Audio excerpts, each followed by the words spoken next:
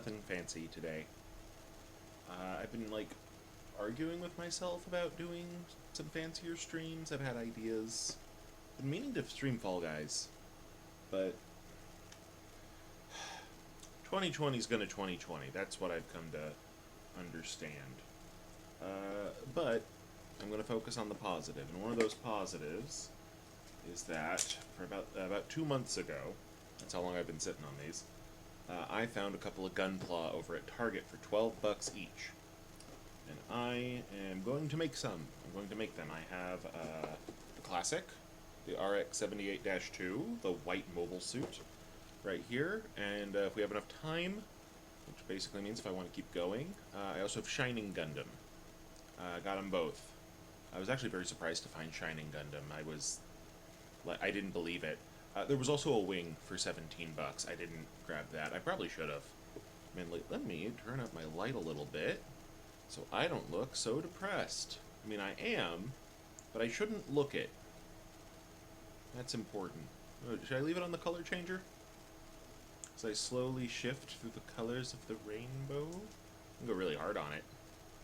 Nah, this involves details. I shouldn't do that. Alright. But yeah, I got some stuff. I got some folks in chat. A couple things I want to do before we get into it. I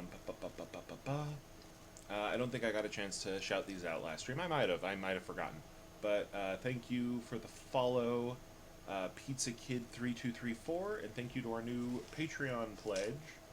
I don't know if that's my friend Shannon or if it's some other Shannon, but some Shannon has pledged, and I appreciate that. That means a lot. So, we're going to start with the classic Gundam here. And of course, when you have Gunpla, you have these little runners. Yellow, yeah, you got all the primary colors. It's a Gundam. What's... Also, if you notice, the fucking sky is blue. I am in a mood. But I figured I had gone too long without making anything. I gotta make something. Let's make this. Let's see here. So we got the... that's right, it's the prototype. Because they never finished the RX series until 08 MS Team. And these instructions sent me directly to the middle. There we go. Alright, so what we are going to make first... Well, first things first, I probably should have made myself a bigger work area here. Move the mouse to the side. There we go. Alrighty. Got a sticker sheet. Not a fan of those. Sheet B. Where's sheet A? We gotta start with sheet A. I think A is the blue. Blue and red? Yeah. Alright, I'm gonna get my tools. I got Gunpla tools. Because back when the quarantines started, I thought to myself, let's do a hobby. Let's get into a hobby. And I thought, no, that's too difficult. Let's get back into a hobby. Because I hadn't done a Gunpla in a good... What is this? It came with a nail decorator for some reason. I think this was a nail kit that they're marketing as a Gunpla kit, but I don't care, I'm using it. Because they're all the same fucking tools. But yes, so the, there we go. I decided to get back into Gunpla when quarantines started up back in April. Back when I thought I had a job and didn't know that the county had closed the branch I was going to run. Not that I'm not against still working there, just... it's frustrating. It's very frustrating. To say the least. But I'm here now. Alright, so this is the Beam Saber. Or, yeah, these are the Beam Sabers. This is much better. The one I did when I started was a GM model. A GM. And the GM came with a white Beam Saber that I had to paint with the markers, which are right here. I got real Gunpla markers. That's what you use for touch-ups. And I thought, like, well, that's neat, but that's not quite right. It should be a clear pink, and this one's a clear pink, so I'm happy about that. Alright, so we need part 6 and part 12. Got these nice clippers.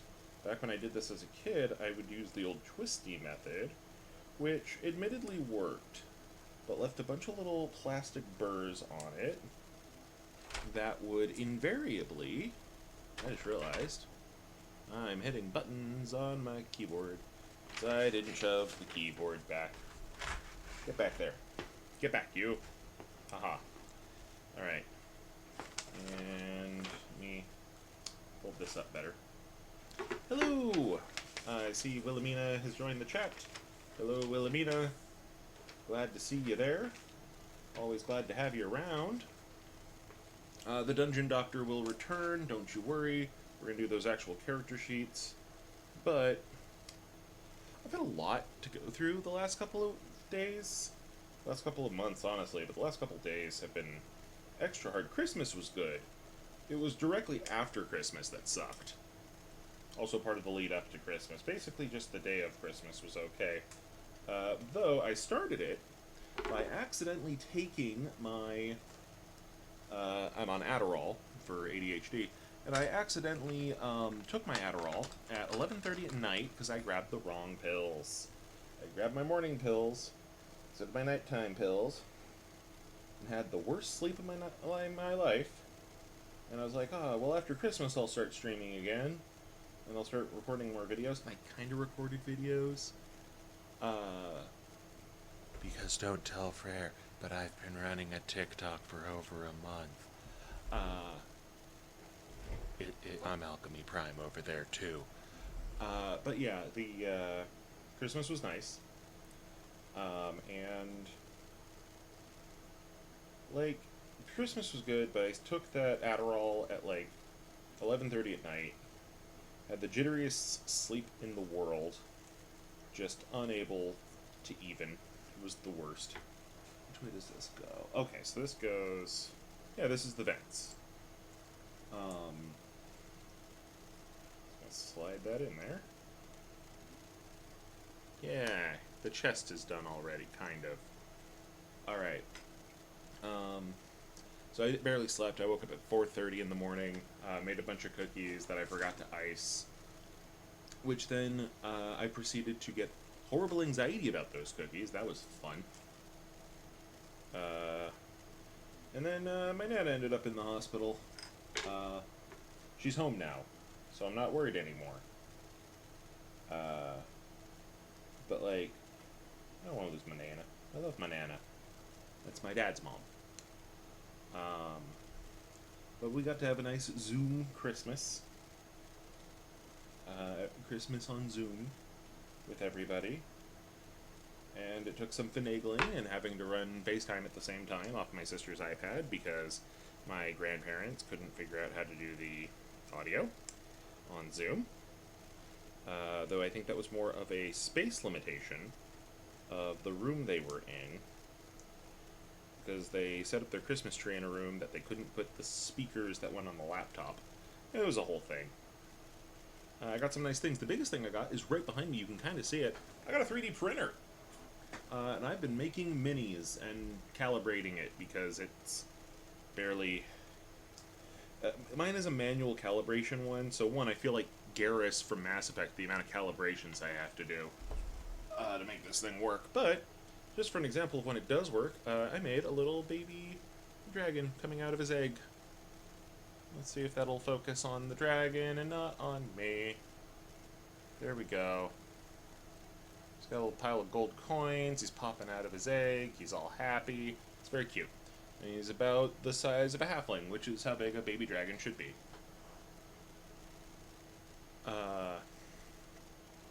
So yeah, I gotta do all the calibrations now. Just all of them. It's like, man, if Garrus wasn't my favorite before, I know his pain now. Oh boy. Alright, so I gotta take PC4. I'm gonna take one of my two PC4s. The PC parts are made out of this nice soft plastic because they are the joints. And plug it into C35. This is PC. Let's find the C sheet. I want to say C is the gray sheet. You know, let me take these out of the plastic too. That'll make this easier. What else do I have around here? Two of the models are over on Mikella's desk. This one didn't come out quite as well, but it is a sleeping baby gold dragon. This was a test print done in black, so he's like sleeping on his tummy. That one didn't come out quite as nice, and this was the original thing I used to calibrate it, and then had to recalibrate it, and I had to pause it in the middle so that he has a crack, but the lucky cat. I figured the lucky cat should come in the gold filament. So what I might do a couple streams in the future of me painting my custom minis. That might be fun. Right, opening this. Anyone who's watched me for more than 2 minutes knows why I'm on Adderall. Alright, so I need C35. Q, you sunk my battleship jokes. Now, what I would really love to do is I'd love to have a full set of, like, the... Oh, wait, there's the little Gundam eyes. I never realized the Ban Presto logo is a Gundam's eyepiece. So I didn't know what Gundam was as a kid when I got Ban Presto games on my Sega. Because I only knew Power Rangers. Anyway. I'd love to get the Mobile Fighter series. The ones from, G Gundam. I have one now. I have Shining Gundam, who I had originally. I had it when I was a kid, and I lost them over the years. Because standard ADHD losing plus teenage boy unable to focus bullshit. Because teenage boys already barely can focus. And then we add to that being ADHD, and it's just a horrible combination. I just put that part on backwards. Put that in. And then this goes in here?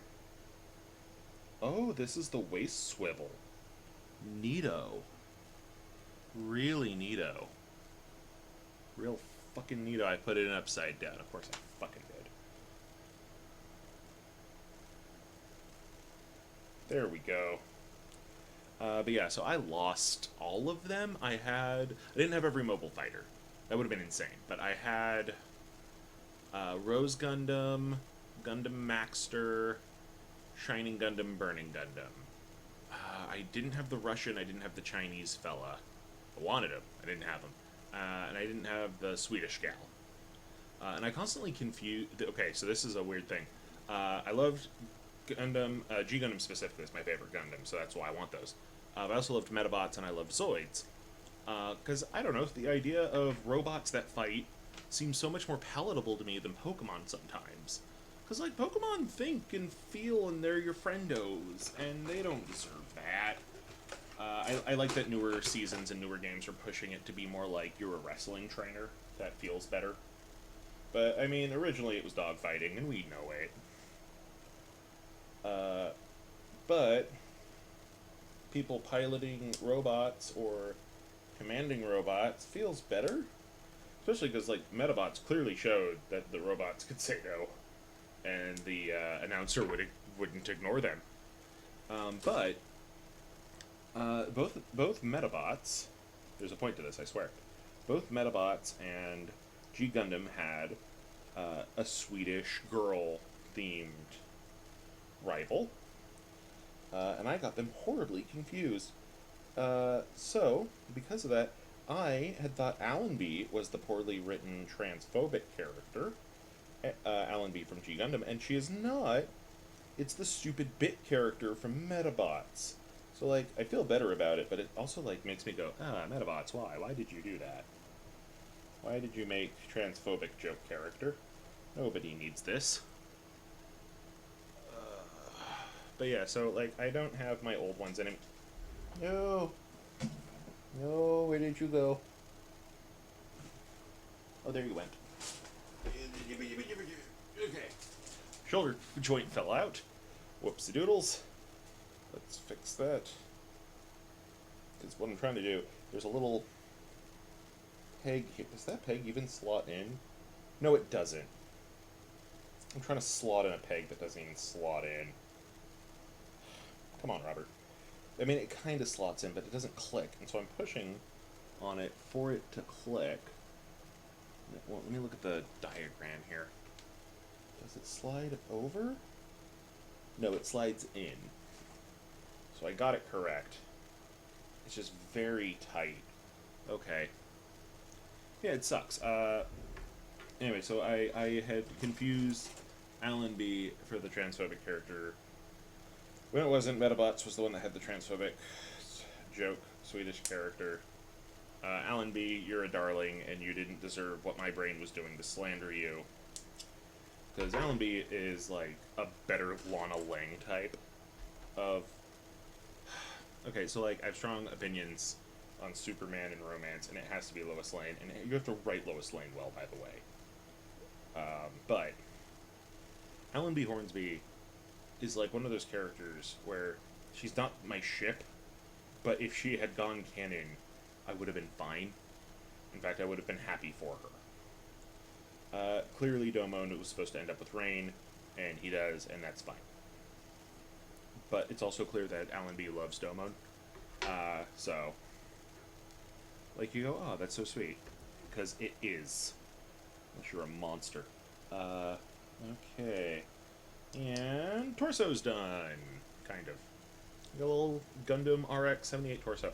I didn't watch much of RX-78. I kept trying to. And it's a good in-depth show. I have no attention span. And I think I have to be in a certain mood for shows that are that deep, and it never synced up. Sadly. I have a feeling I could, like, do it now. If I knew what service it was on, and I had a data burn, I could do it now.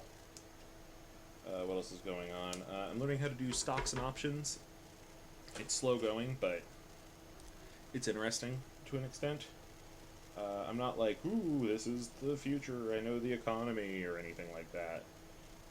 It's gambling. It's gambling on what companies are going to do, okay. But, at least with the stock side, you can kind of, like, say, hey, I believe in this company, and what they make and or what they're doing, and kind of support them that way, which is nice. Oh, come on, man. Come on. This one's gonna be hard. This one's gonna be hard.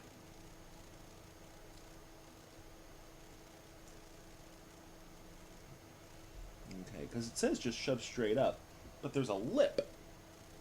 There is a lip, you see. It almost makes me feel I gotta push that in a bit more. Very fine details on this. Jim did not have these issues. Jim being GM, the mass-produced version of this very mobile suit. Though I believe GM counts as a mobile armor? I'm not 100% sure on the difference between a mobile suit and a mobile armor. And the thing is, I know who would know, and it's my friend AJ. AJ and I do not... Oh, it does go in way further. Woo! Okay. That makes this way easier. Yeah, I didn't push it in far enough. That's on me. But yeah, now we're up to here. Ha ha ha. Very fun. Okay, A14. AJ and I don't agree on everything. You don't have to agree on everything with your friends. In fact, we agree on some things that should probably be deal breakers. But we both agree that you should try your best to be a decent human being. We both agree that some people need to be taken down a peg. And like, yeah, that's about right. Okay, so ball neck joint is next. And we both agree that Gundam is really, really good. We do disagree on, like, people coming into our biggest fandom that we share, which is Kamen Rider. I do think Kamen Rider's for everyone, but I think we are both of the opinion that just because something's for everyone doesn't mean it's for everyone. Like, anyone's allowed to try it, right? But I think we both agree that if it's not for you, that doesn't mean you get to change it. It's one thing to criticize. It's one thing to criticize something you love. And that's fine. Like, please do. Please criticize things so that they can be better, but do it from a place of love and compassion for what you're watching and for what it is. If I went in and started criticizing... I'm trying to think what a good example of that would be. If I started criticizing wrestling's, like, neutral to me. It's like, it's not my place to criticize wrestling. I went to the wrong pack. It's not to me. That's not for me to do. Do I like wrestling? In passing, if somebody bought me some tickets, I'd go to a wrestling match with them. But like, I don't seek it out, right? Baseball. If there's a moral thing they're doing wrong, sure, but it's also one of those moral like on how big of a scale. Like, oh, they're overcharging on the hot dogs, burn them down. Nah, that's small potatoes.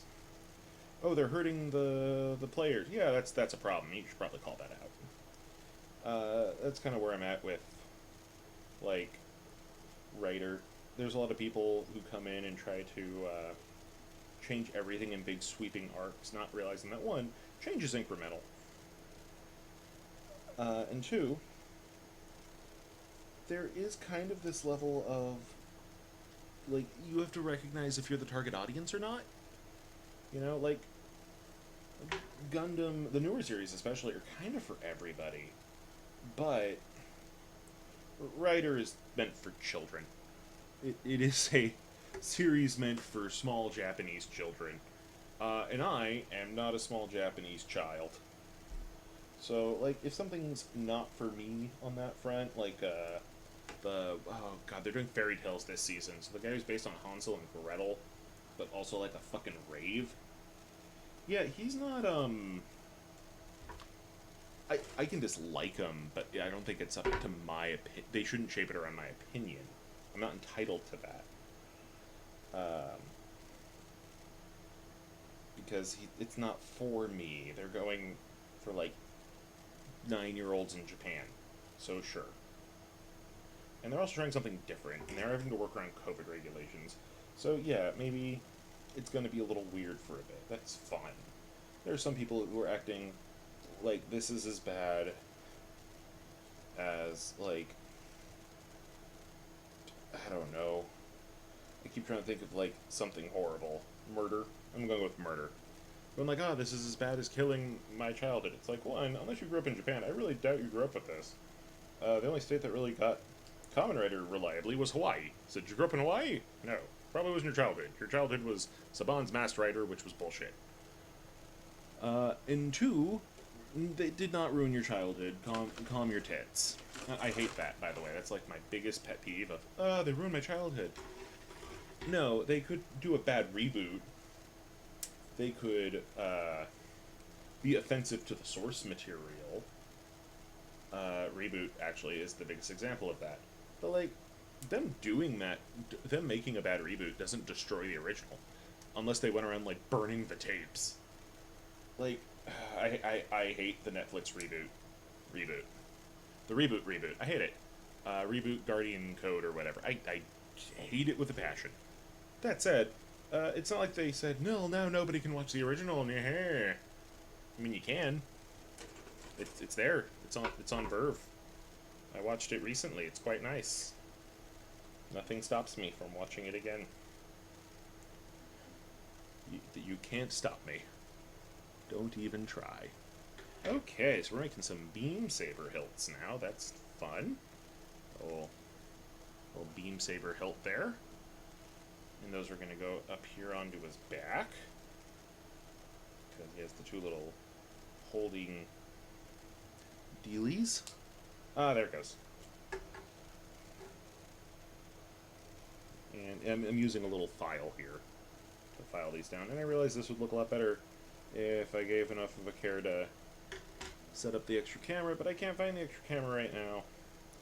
And I've been dealing with major depression brain. Like, I think we do need to be a bit more open about that kind of thing. I've been depressed. I've been depressed as hell. Okay, here we go. That's all in Japanese, man. What? Okay, I need spot A1? Alright. A1. Ooh.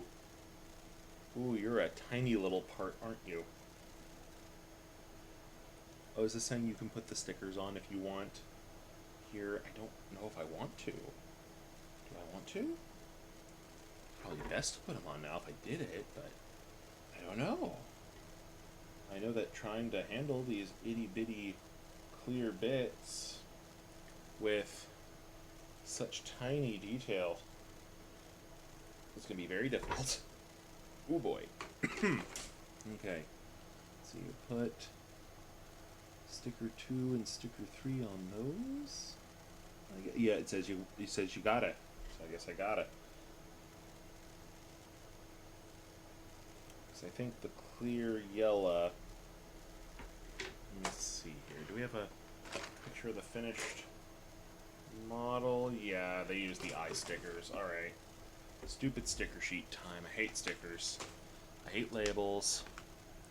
Ugh, it's the worst. Alright, where are my not triceps, those are here. Forceps. Here we go. Do do do do do do do do do do do do do.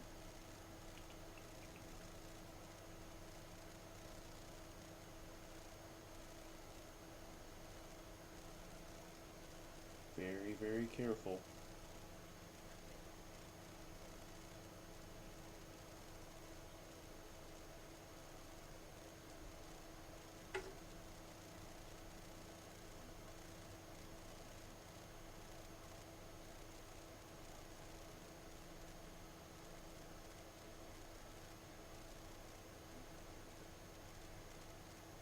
Okay.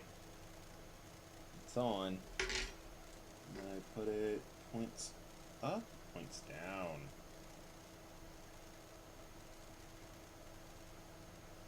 Points down onto this feller. Angled this way. Ha ha ha.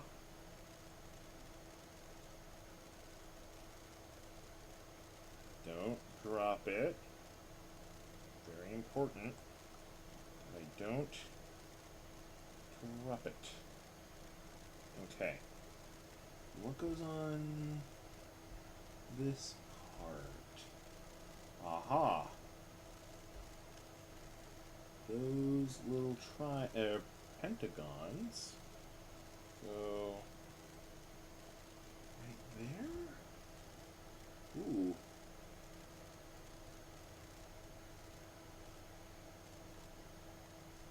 Okay. It's gonna be difficult. So look how tiny these stickers are. This is what I'm putting on. With these tweezers. I realize it's off camera, and I'm sorry. That's why this is a hanging out with me stream.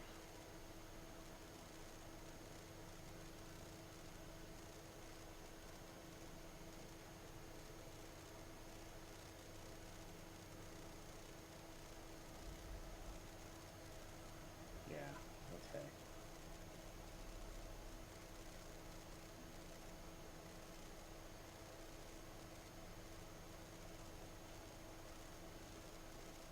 I think this is one of those scenarios if there's tiny little holes, and so this metallic plastic I'm applying, this itty bitty thing, will be visible through that.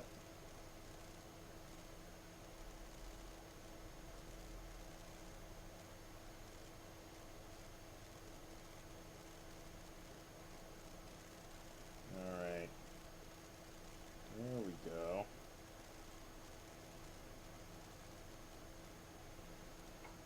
Okay. Taken 2 pieces of plastic and 2 little stickers and made this, which will become a face, I am assured. So I need B25.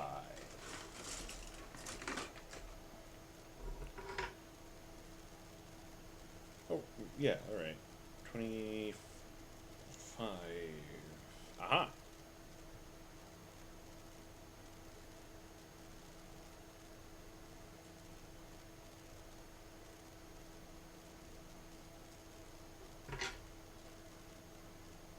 How's everyone doing? All doing good tonight? Getting ready for New Year's? I'm getting ready for New Year's.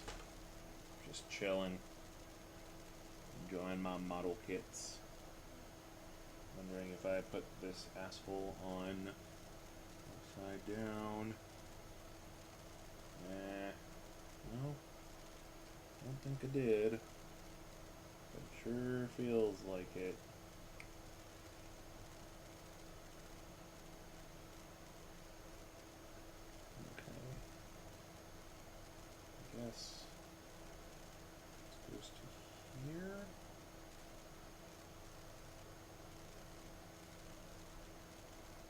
me put this all on backwards for that. No.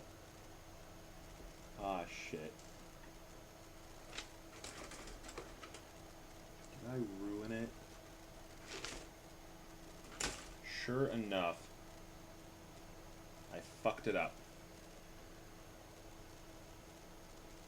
Oh, wait. Maybe?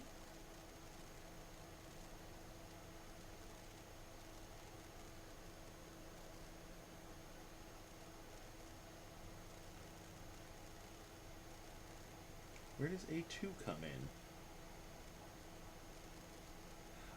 Okay, so no, I didn't screw it up. We're fine, I think. Potentially fine? Looks like we're fine. Unless this thing snapped off.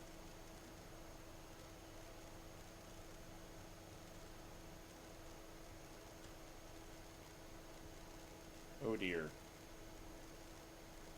No.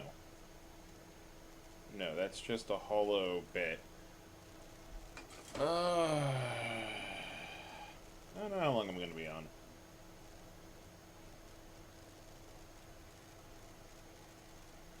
Oh, I did mess it up, but not the way I thought I did. I had put this on the wrong peg.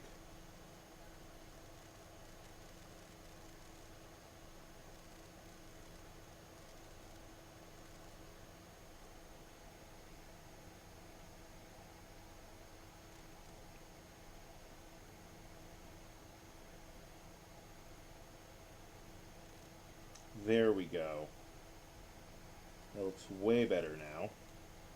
Okay, so what I had done was I'd put the eyes on the chin by accident. And that's why it wasn't syncing up.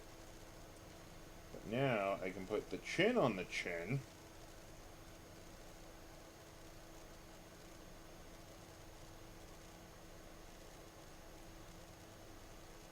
And push this in with my fat fingers. There we go. That looks much more like a Gundam face. Ha ha ha. Alrighty, and then we need B20, which is the back of the head, and B19, which is the front of the head. So it looks like Gundam heads. Here they are. Alright, we're good. It almost went wrong, but turned out okay. I think I'm going to stay on at least long enough to finish this one Gundam. I want to do two. I want to do both. I enjoy building Gunpla. I enjoy it so much. It's like, it's kind of calming. It's nice to like do things and see your efforts come together, you know? Okay, so we're going to plug this into this here hole. Yep. Great. And then we're going to plug this into these here holes. If we did this right, which I think we did,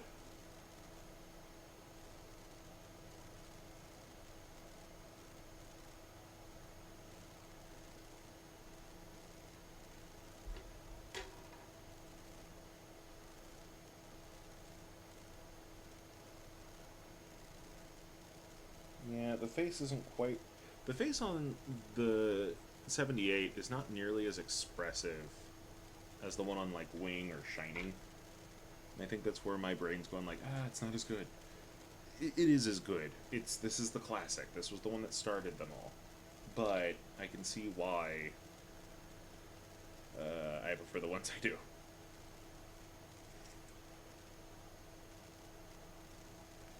Yep. There we go. Hanging out. Hanging out. No, I can't sing that. I might get a felony. So that's what it is now, right? It's now felony to do copyrighted material. Is making a Gundam copyrighted material? I don't know. I don't know. I guess that's up for Bandai and the courts to decide.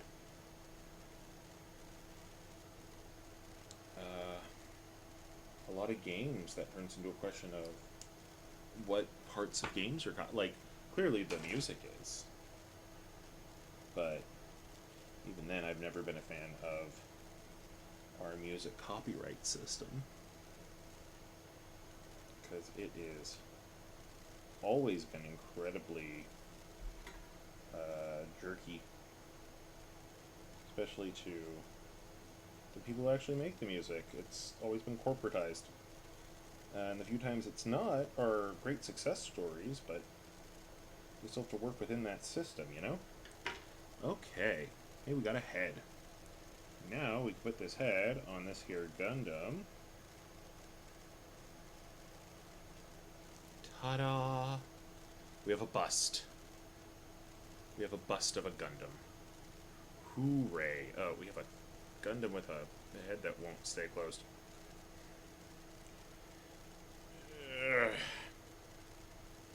Okay. Ooh, he's got a nice little head bob in action. Very nice. Alright, let's do an arm. I need PC3. Let's see. So I got my 3D printer. I've been 3D printing. I got an Instant Pot. I've so far made potatoes. I haven't made much else. Too broke for food. Stressed out because rent's due in 2 days. And I know that's true for most of America right now, but it's like, stupid politicians doing their stupid politician thing.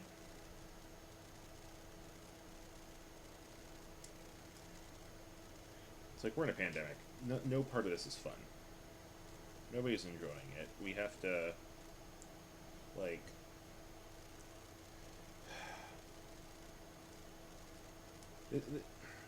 nothing's going well. Nothing's going well.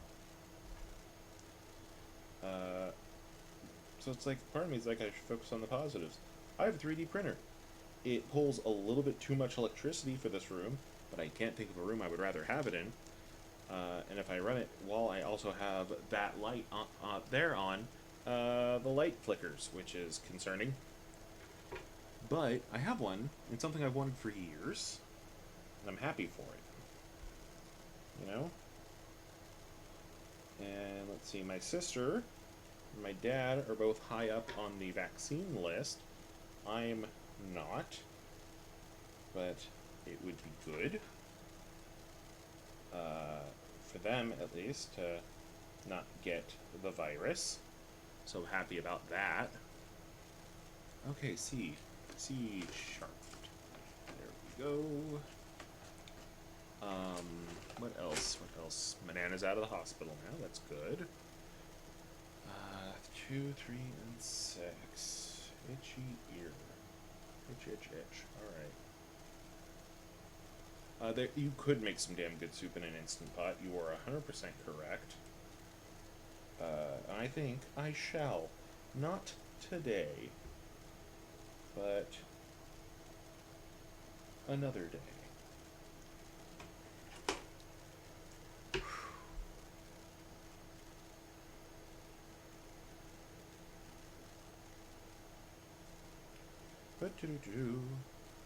So that's 6. Let's get 2 and 3 off of there.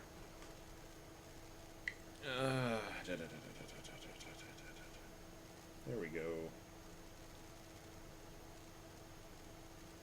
I gave blood yesterday. I like giving blood. I mean, it's not like I go, "Ooh boy, time to give blood," but it is something I know I can do that helps people. I always make sure not to do it when there's a blood drive. And I know that seems very silly, but it's because when you see a blood drive, especially right after a crisis, they typically get way too much blood. And then they have to throw it out. And nobody wants to throw out perfectly good vampire juice. So, I always give when it's like a normal time, or 6 to 8 weeks after an emergency, because that's when the old blood has gone bad, and then they need new blood. And I have O positive, so I can give to anybody with a positive blood type. And I always do a power red donation when I can do that, which means that they filter my blood and take twice as many red blood cells so that I can help twice as many people in one go, because they can mix those red blood cells and platelets with artificial plasma. and that allows them to get 2 donations out of me, and I don't get too messed up because I get my plasma back, as well as most of my white blood cells. They take some of them, I assume. And also the centrifuge has to destroy some things. Alright, but still, it's interesting. Your arm gets super cold when you do that, though, because you're pumping your own fluids mixed with saline back into you. And so your arm gets a little bloaty for a little bit and very cold. And in the summer, it's a refreshing experience. And in the winter, it is horrible. But they also give you double Oreos. Not double stuffed Oreos, just 2 whole bags of Oreos. Except for me. They gave me 3 bags of Oreos. And an extra thing of fruit snacks. Because, yeah, that's what they need. Sadly, they did not have my shirt size. But that's okay, because I don't give for the shirt. But I will take the shirt. I like the shirt. Alright, so I got my leg. I got this doohickey. I'm trying to see which way. Aha, okay.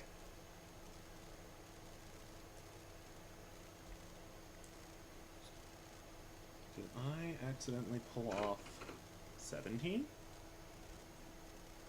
No, this is 18. That's what they said. Okay. Oh, it's up here. The line isn't good. There we go. Now I need B15 to close that. I'm not making a leg. I'm making a torso leg. An arm. That's what that's called. Oh boy. Things that I don't want in a clip for 500, Alex. It'd be fine.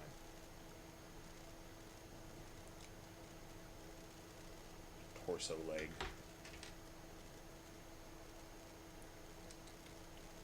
Okay. Oh, hello, new viewers. I see our view count has gone up. Hello, everybody. Just making RX-78 and hanging out. I hope you're all having a good evening and you're all excited for New Year's and are ready to throw a glass punch bowl down with such force that it shatters while screaming, as is tradition. Let's see here.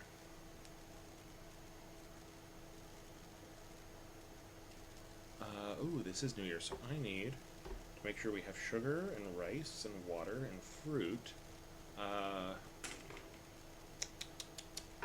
And this year I did not do my Pikmin 3 stream, and then look how that turned out. So I should definitely do a Pikmin 3 stream, so that we don't have a worse pandemic in 2021. Knock wood. Okay, we need B10 and B11. There's B11. Oh, there's B10. Fantastic. Makes sense. The numbers are right next to each other. Gunpla. So, like, that's the other thing is I really like Gunpla, but I don't have a lot of characters I really like. And the other robots I like, I feel should transform. So I don't want the Flame Toys robots so much. I will admit that Rodimus looks pretty badass, though. But, yeah, because they have a IDW Comics Rodimus out of Surtoys. No. Yeah, Flame Toys. Flame Toys? Or Surtoys, one of the two. I want to say it's Surtoys. No, it's definitely Flame Toys. I'm thinking about it. But it still looks really neat. Very, very excited to see it. Okay, so there's the joint. And there's the ball. We want that to go this way. We have a little arm. And then we gotta put on the hand. Okay. And so now we decide, do we want an open hand or a closed hand? Well, we want C4 and C13 for the open hand. So let's do that. Let's make the open hand first.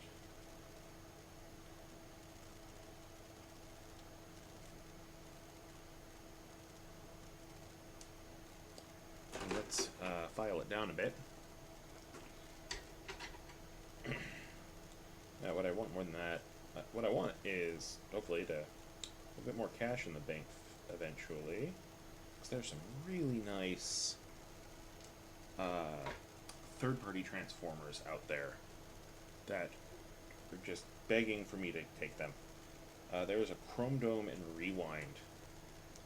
Look amazing, but that's not a model kit. I guess if I'll tell you, if they re-released the G Gundam models and just made all of them, oh, I would be happier than a pig in mud.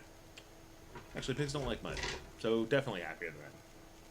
We think pigs like mud. Pigs like being cool, and they use mud to accomplish that, but they much prefer the shade and some clean water.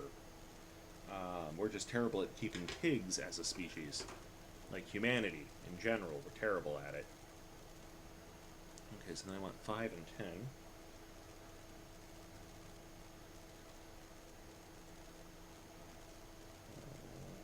Snippity snip. There we go. And this is the one that'll hold the beam saber, or the rifle, when we get to that point. Actually, I think this one's just...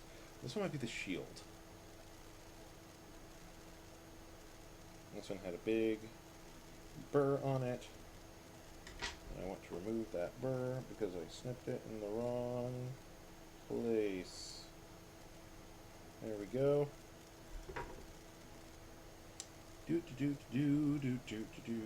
Okay. C5. C5. I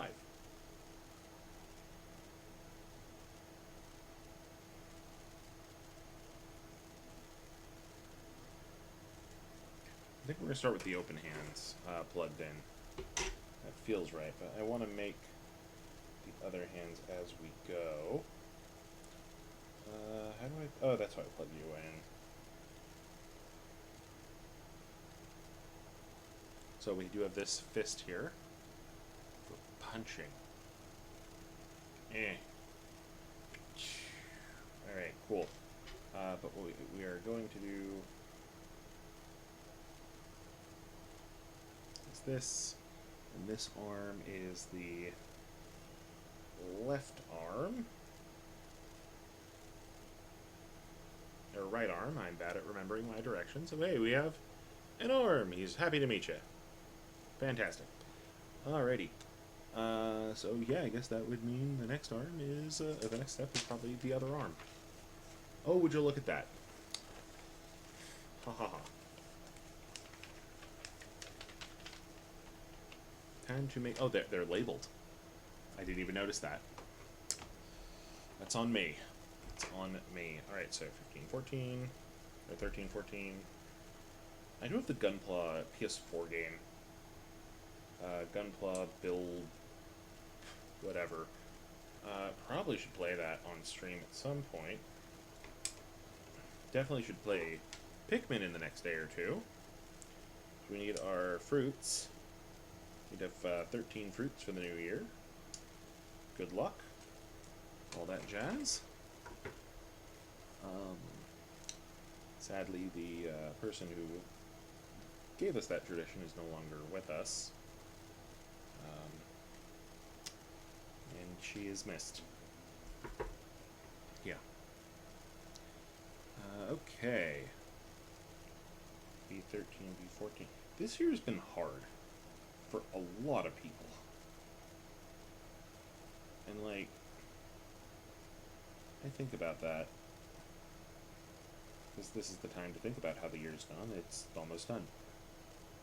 It's been hard for a lot of people. And it's also been, like...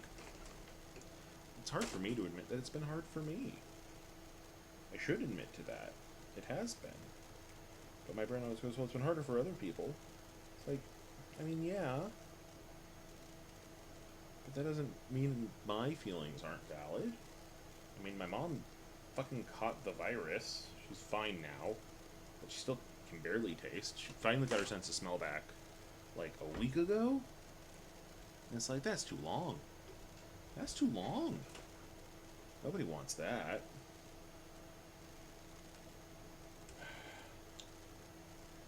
Like, I haven't seen her since July. That sucks. Yeah. alright. It's like, no part of this is enjoyable. Nobody is looking at it, very few people are looking at this as, like, just the best thing in the world. And this is one of those scenarios where we gotta make sacrifices, and some people don't want to. It's the same people who would be willing to throw you into a volcano god if they thought it meant their troubles would be over. Anyway, more positive note, I've been thinking a lot about Dungeons & Dragons lately, along with Gunpla. And I just got my hands on the Level Up playtest documents. And there's some good stuff in there. Completely switching ability scores over to backgrounds? Brilliant! That's something, honestly, that Tasha's should have done. Tasha's Cauldron of Everything. Little overrated. Has some good things in it, but the whole, oh, we're gonna fix the racism part. No, you didn't. You didn't do anything. And I realize that it's easy to criticize, it's harder to create. But on that front, N-World is making Level Up as a D&D alternative. And honestly, I think this might be 5th edition's Pathfinder, you guys. As in the, no, let's not play normal D&D, let's play this. Which sounds weird to say. I'm not going to deny that, but looking at the playtest document, they're taking a lot of the criticisms lobbied against 5th and, like, honestly doing things with them. Including completely rebalancing all of the heritages, and I think this is brilliant. They've separated how they work into, you have, what do you call it? You have, like, you have your actual heritage, you have your culture, you have your gift, you have your origin, the whole thing is your origin, your background's built into it now. And you have your heritage, which is your race, and your culture. And the thing is that there's, like, variations. Oh, and your heritage comes with a gift, so you can, like, modify that, even. Like, for the elves, they have 3 different versions of how elven eyes work. Because, I mean, that's the line we all think of from Lord of the Rings, right? What do your elven eyes see? And it's like, well, here's 3 different versions of that, because different people have different opinions on how this should work, so let's make them all canon, for this process anyway. And then you end up with, it's a modular race, which is something I've been working on too. And they're doing it so much better, by the way. I should refrain. They have a lot of, like, a la carte, or no, they have a lot of combos that you automatically get. I'm more of an a la carte person of put a bunch of things out and let people pick them. But that said, I think both are better than the current system of this, everything is fine. Because, like, who says a drow is always more charismatic? No. But an actor being more charismatic makes sense. That's something they work on. A drow having been trained to use their innate magic in a drowy way, yeah, sure. That makes sense. I dropped a piece. No, come back.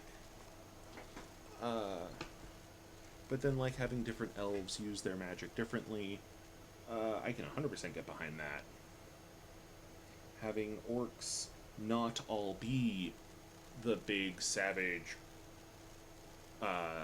savages, because let's face it, a lot of orcs comes down to unga bunga type stuff, and it's like, that's weird, don't do that. But this version's like, hey, we have magical orcs, we have religious orcs, we have your traditional warbands, we have orcs who live in the city and practice a trade, And then we also have, like, generics of you grew up in a village. A small little village. Little town, it's a tiny village. That whole deal.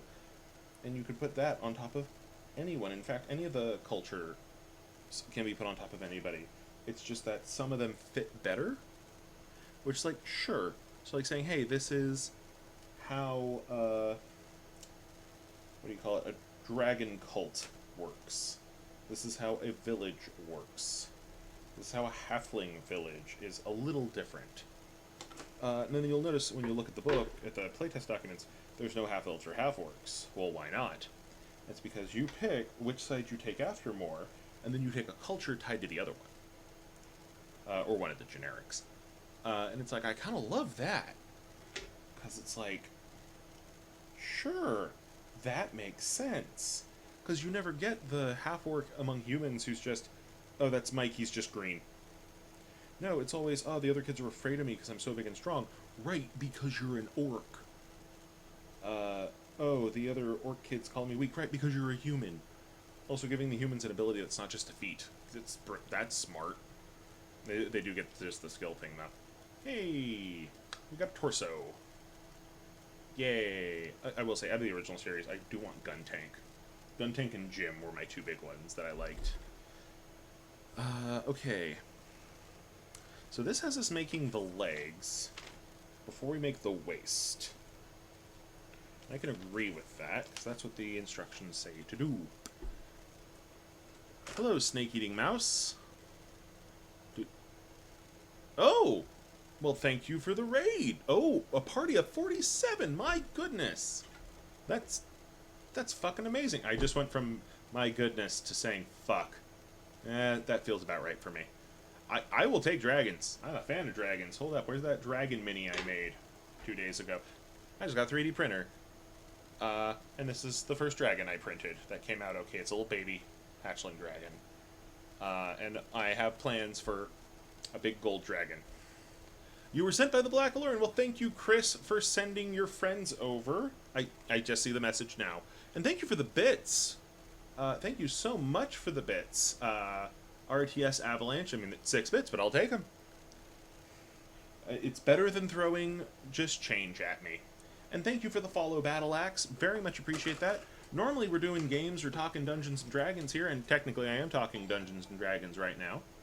And thank you for the follow, Smoking Dragons, and Brockus Fury, and Schlee1337. Well, this is making for a Merry Christmas indeed. And V2 Blast, and Stone Quartz, and Snake Eating Mouse, and Perfectly Flowed, and 3 in the Thrasher, and Ben B55.55. Ooh, heck of a train today. That enough to start a hype train? I don't know, I've never had one.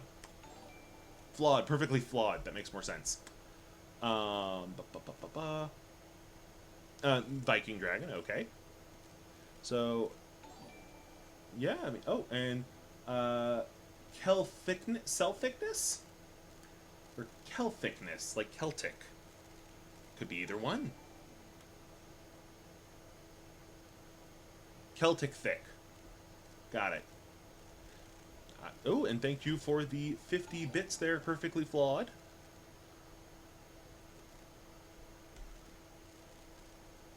Alrighty, well, thank you so much. And we're at plus 12. That is astonishing. And thank you for the follow, Rap Wins. This is the perfect time if you have an inappropriate username to make me say something. Thank you. Okay, no, it's still catching up. But thank you, Coxie1995. Which one of these is 29? Here it is. Yep, just making some Gunpla, chatting about D&D. Actually, we're talking about Level Up, which is N-World's 5th edition adaptation, which I am loving from their playtest documents. And thank you, Dragon Wolf, for the follow as well, as the follow announcer catches up. I think it's almost there. That is a whole bunch of... Honestly, thank you. I appreciate the love there, Chris. I really do. Well, if y'all like D&D... Do I find the name Biggeth Dicketh writhable? Well, that's a good question, isn't it? Um, God, I have not seen Life of Brian in years. Probably should. I should have that thing as a damn... I normally use it as an Easter movie instead of a Christmas movie. I was about to say I should watch it as a Christmas movie, because it does start with Christmas, but it's technically an Easter movie. Perhaps, maybe not the most historically accurate version of the crucifixion, but definitely the catchiest one. And thank you, Seeker1287. He's not the Messiah. He's a very naughty boy. Do I have a favorite Gundam? I will say my ooh. I don't know if I have a favorite Gundam. Yes. You look like you've just uncovered some horrible secret. No, I was on my way to my room and I heard a couple of things that made me go, wait, what the fuck is going on in here? Well, I'm streaming as I make Gunpla models, and we just got, what are we at for our storm count? 15 follows today? Thanks in part, thanks very much to our friend Chris Love. That's great. One question. Yes. What do you mean by he's not the Messiah, but he's naughty? He's not the Messiah, he's a very naughty boy. Yeah, yes. Have you not seen the movie The Life of Brian? I haven't seen it the whole way through. I think we should. That's the best Easter movie.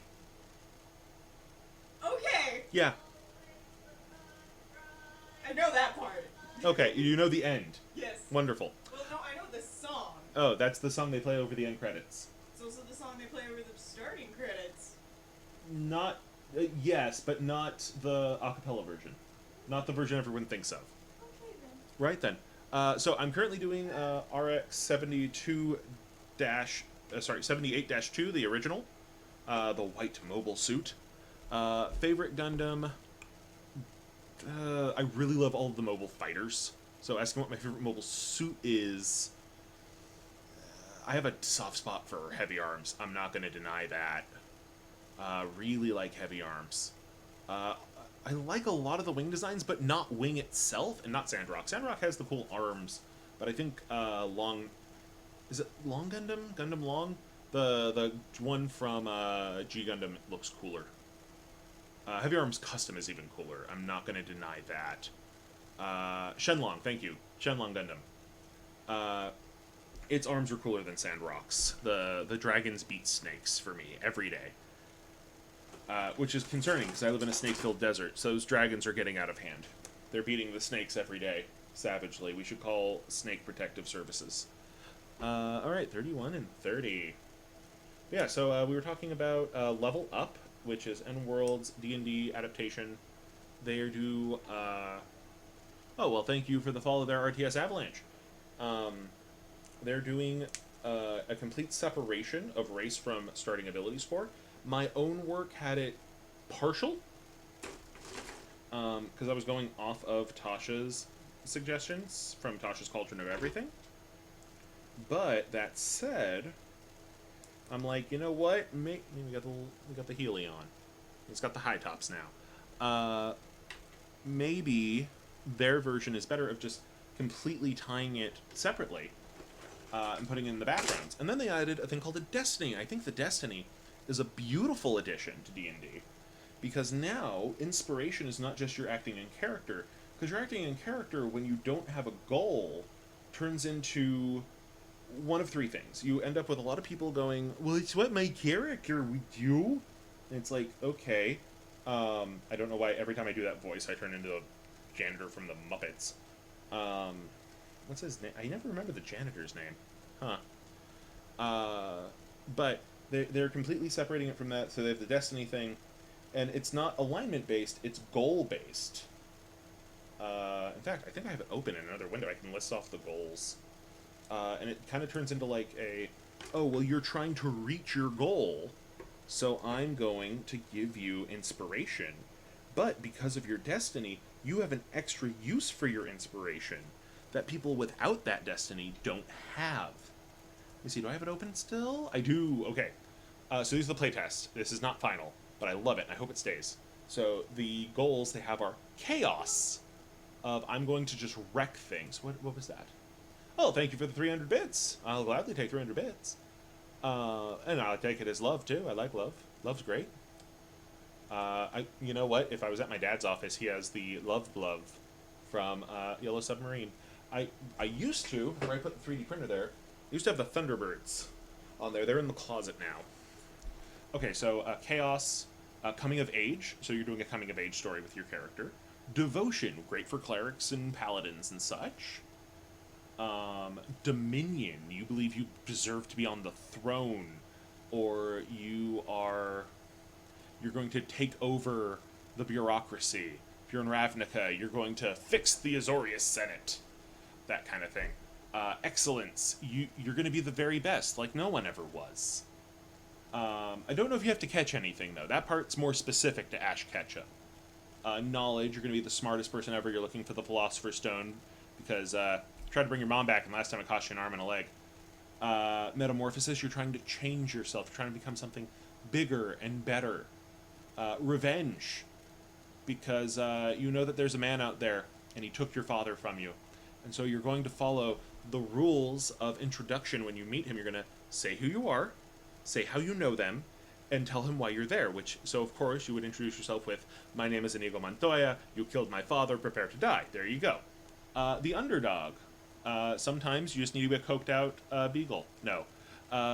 It's an underdog story. You're the small, scrappy dude who's going to try your best. And wealth, you're going to be the richest duck in the world. Done. These are great motivations. How could you not want to play in a game with these motivations? Right? And so now your character has this motivation, and you have, as a new player, a greater goal of what you're trying to do. Because having a character who wants something, or who has a purpose, makes us like them better. We don't want a protagonist who does nothing, right? That's not what we want.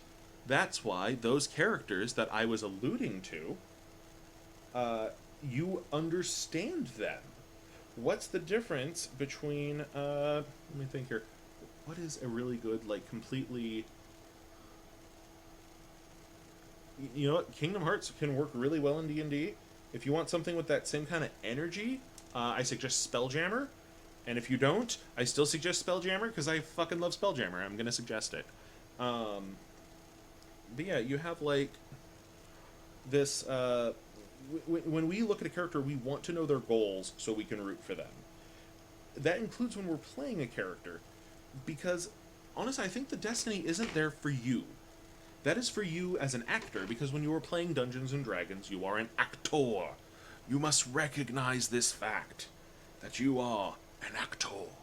I said I wasn't going to do Dungeon Doctor tonight, and here I am, talking about D&D. I'm back on my bullshit. But you, when you play D&D, are an actor. And when you are an actor, you must ask yourself... that goes backwards. I almost gave him double-jointed knees. Did I do this backwards horribly? It's horribly backwards? No, we're good. We're good, I think. Okay. Pointy bit away from shin guard. Hole away from shin guard. Uh-oh. I went hole to shin guard. Thought that looked wrong. Yeah, that looks better. Okay. When you are playing D&D, you're an actor. And we must remember when we are playing D&D that we are actors. The numbers are there for the DM to be a referee. And honestly, I believe it's the DM's job to fudge it sometimes. I'll explain Spelljammer more if y'all want. Just give me a moment to get off this tangent. But you are an actor, and you should be entertaining, because it's like, oh, I'm playing D&D for myself. Yes, you are. But you're also part of your friend's entertainment. This isn't like playing Magic. When you're playing Magic, the cards are becoming the entertainment. But there's a difference for you sitting at the table between... I'll tell you exactly what it is. It's the difference between me sitting at the table and seeing my brother-in-law, because the only group I actually ever play with is my wife's side of the family. I shouldn't say my wife's family. They're my family, too. That's the whole point of marrying her. Well, that, and I like having her around. But if we're playing D&D with her side of the family, her brother, in the game we play together in, uh, has a tendency to be like, roll, did I hit? Okay. Her mom tries to play it up a bit more. And honestly, her mom's turns are a bit more entertaining because of it. Because it's not just I roll to attack, it's I take my magical sword Ramal, given to me by my master at the monastery, and I coat it in the magical green flame of the first spell he taught me. And it roars to life. It's like, ah, yes, Wendy, give me that good shit. And like that's fun for me as a player. When I'm a DM, I much prefer the player who wants to try something than the player who's like, I rolled a hit. Did I hit? Okay. Moving on. It's like, no, that's boring. I'm bored as a DM. The other players are bored as humans. Nope. Nobody's having a good time. I'm assuming by the laughter in the other room that my wife and Freyr are no longer watching the horror film they were watching, but I've been wrong before. I'm a wholesome streamer, but I do swear a lot, so fair warning there. If you have children around, tell them to watch their virgin ears. And then they'll ask you what a virgin is, and then you'll be in trouble. Let me see here. Have you ever gotten them on camera for D&D? I think seeing older peeps would be great for normalizing roleplay. So I cannot get my wife's side of the family on camera for it. I guarantee you that. Would I love to have them on? I honestly think my mother-in-law, Wendy, would do a great job on camera, but I am not holding my breath on that. That said, this July, no, the closer J one, the one January, this January, got it in 2, almost said June. This January, I am going to be. Chris, hit me up on Discord so I can so I can give you some deets on this. But I'm going to be running a campaign with a bit of a diverse group around here. I thought I smelled smoke.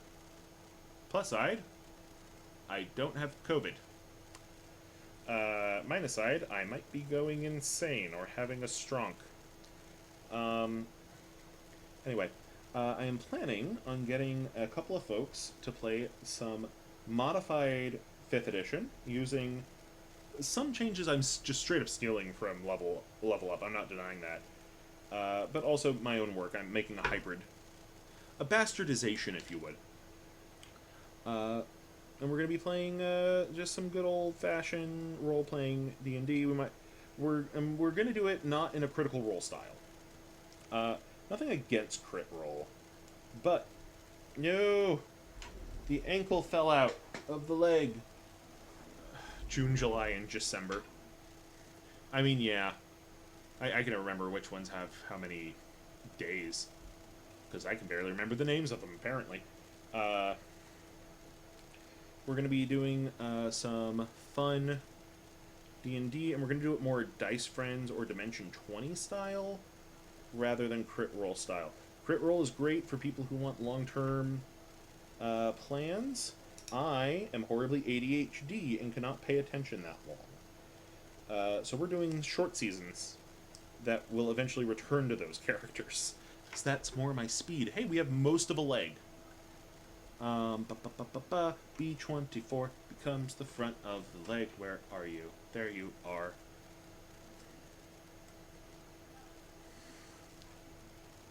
Pavlova. What is a pavlova? That feels like that's one of those French almost tarts. Well, I hope you have a good night there, Celtic Thickness. It is hard to order a chicken or fried pizza at 3 a.m., I'm afraid. I will admit, if you know how to cook yourself, that's easy, but you shouldn't, because you only have one of you, so don't cook yourself. You should cook food for yourself. That's much easier. There we go. Oh, yes, yes, yes. Okay. I was thinking of the wrong thing. I was thinking... yes, a pavlova is a meringue. There's fruit. That is correct. I was thinking of a...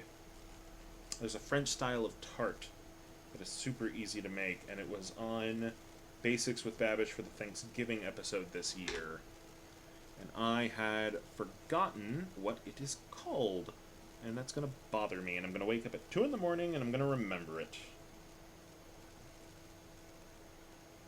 There we are. More of a leg. Now it has an upper leg. We need B22. We're getting pretty close to done on this RX 78-2 prototype ground model. Ground assault? I think it's the ground assault model, as opposed to the space assault model. I could totally go for something with whipped cream and fruit. I shouldn't. I've been really good about losing weight the last couple of months. Even with Christmas and Thanksgiving in there, because I've been going under the philosophy of carbs are going to happen. That doesn't mean that I can go nuts, but it does mean I'm not going to beat myself up for carbs. And if I have, like, somebody over, yeah, we're going to get, like, ice cream and cake. It's going to be fun. When they're gone, I'm back to eating cauliflower and tilapia. I could look it up, but I'm already talking D&D and cooking and making a Gundam model. Here's most of them. Yeah. And trying to talk to people. This is just a hanging out stream. You know what? Let's turn on that light. Turn on my fancy color changing light for a bit. That'll be fun. But yeah, I don't... Part of being an adult with ADHD is learning when to just go, that's a problem for future me. Part of it's also learning to love your future self and be nice to them, and I didn't flip the laundry. I think the blue light's actually very appropriate for that thought of, oh no. Okay, I need C19 and B23. C19, where are you at? There you are. Right there, snippety, snappity, snoo. There we go. Whoop! And there it goes. Where did you go? Where's my phone?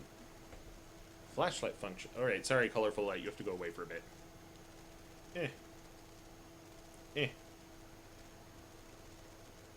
There it is. I will use my weird monkey feet to grab it. Ha ha ha. Alright.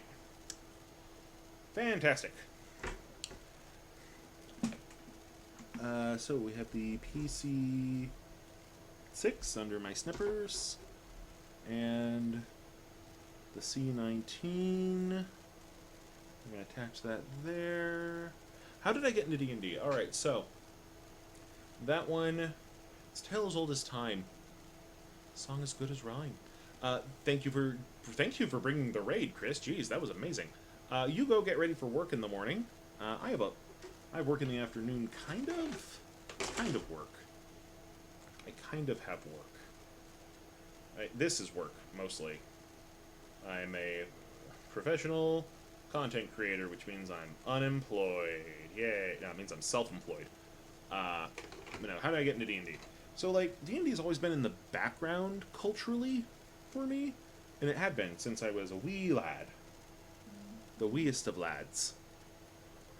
And did I put that in wrong? I may have put that in wrong.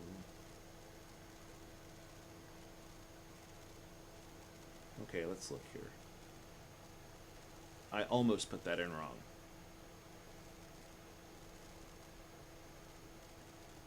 Alright, then we have this.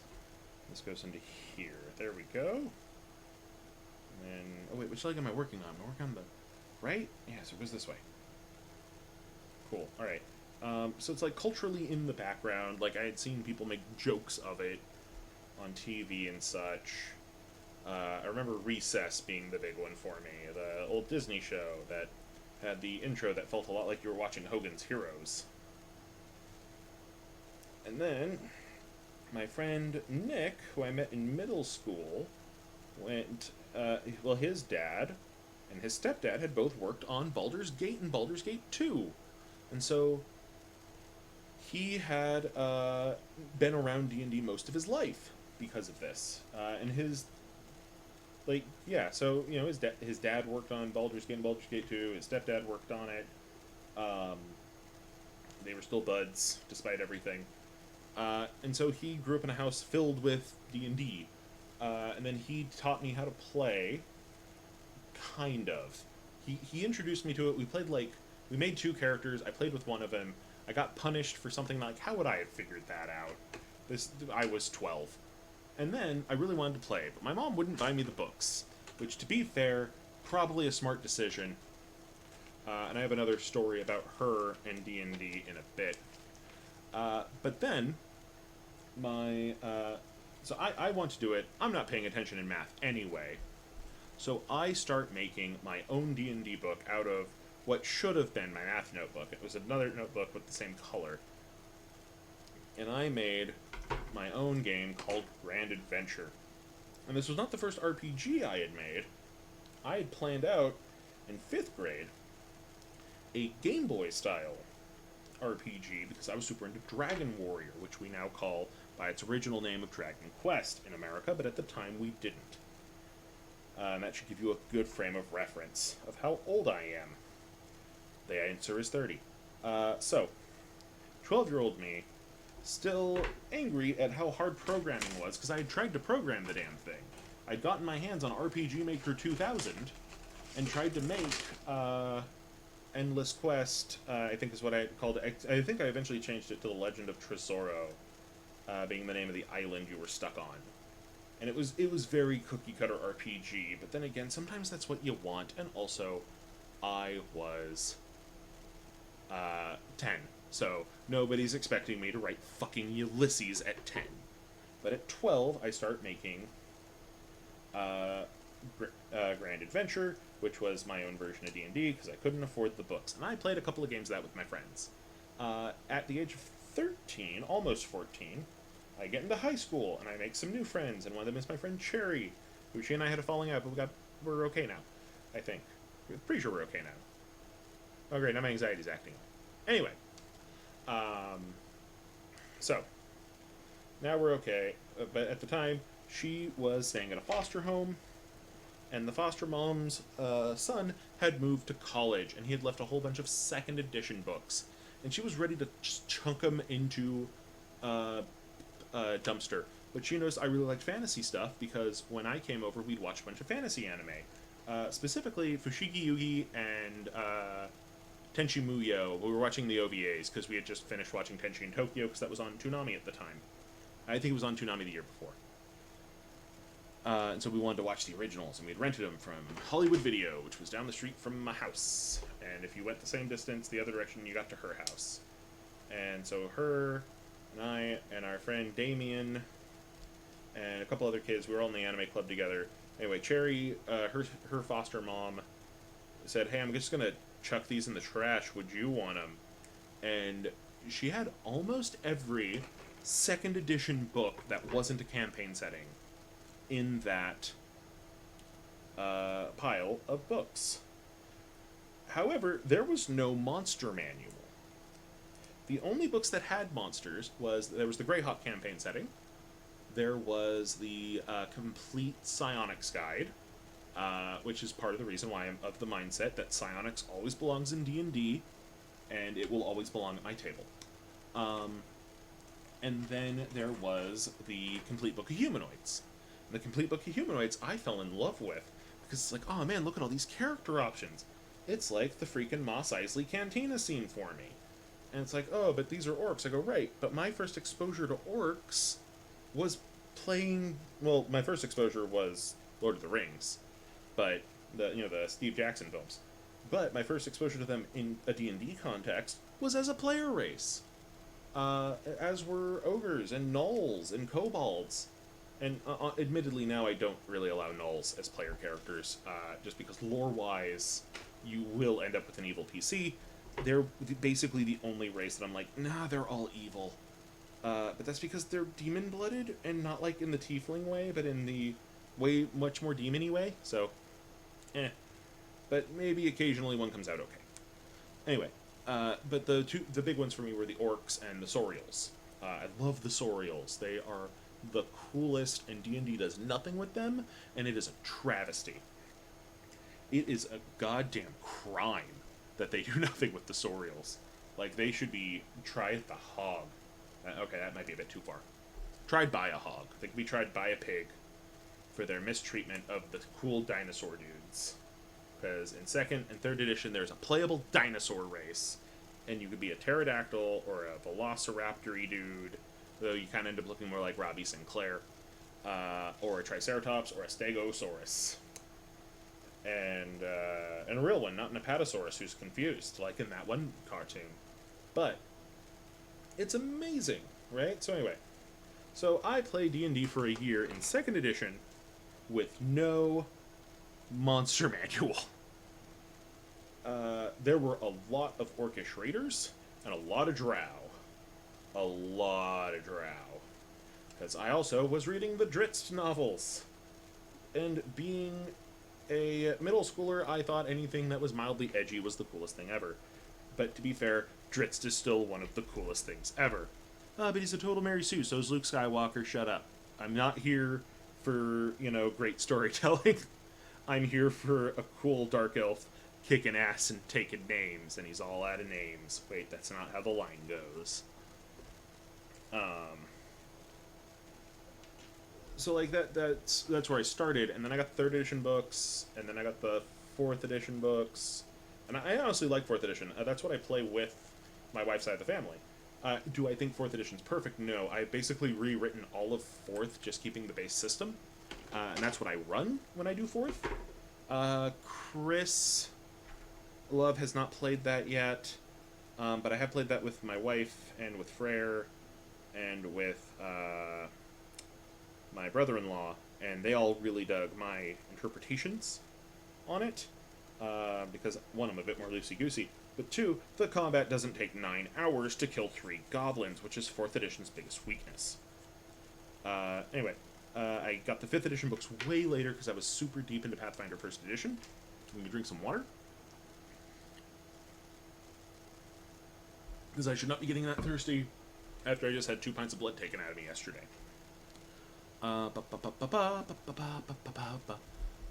B26. Yes. There they are. Yeah. So that's how I got in, was Nick taught me how to play, and then he didn't DM anymore, and then I decided, well, then I'm just going to DM. And unlike every other forever DM, I went, man, this is the best. How could people not love DMing? I honestly don't get how people don't love DMing. I can. DMing is wearing a lot of hats. And the thing is me being ADHD, I like wearing a lot of hats. I like being able to change my hat. Yes, so I have an aversion to players playing evil characters in a game unless I trust that player. Some players I will trust very much with that kind of position, and some players I won't. And new players I won't, because that is a trust I feel needs to be earned. Because I used to trust people with evil characters right off the bat, and I ended up with, this is going to get gruesome, so maybe mute your audio for a few seconds if you need to. I'm going to get demonetized for sure, but I'm basically not monetized over on YouTube, so I don't care. I had one guy who thought it was the funniest thing to molest every corpse after they beat a monster, because I'm evil. I had another guy who was like, well, I'm just going to, talk about how I'm going to kill everybody in front of them, because I'm evil. I feel evil characters often become an excuse for non-cooperative play, and D&D is a cooperative game by nature. And worse than murder hobos, the murder hobos mostly just want to murder and be hobos. This is more of sociopaths, thinking that this is like Skyrim, where you can quick save and let go of the fact that you just killed the entire town guard, except for the children, because they were essential. And then they normally bitch about it when I have the world have consequences for that. So, I have a no evil characters rule, because it avoids me having people whine at me when they have bounties put on their heads. Especially when those bounties come in to collect. Now, there will be players I trust with evil characters.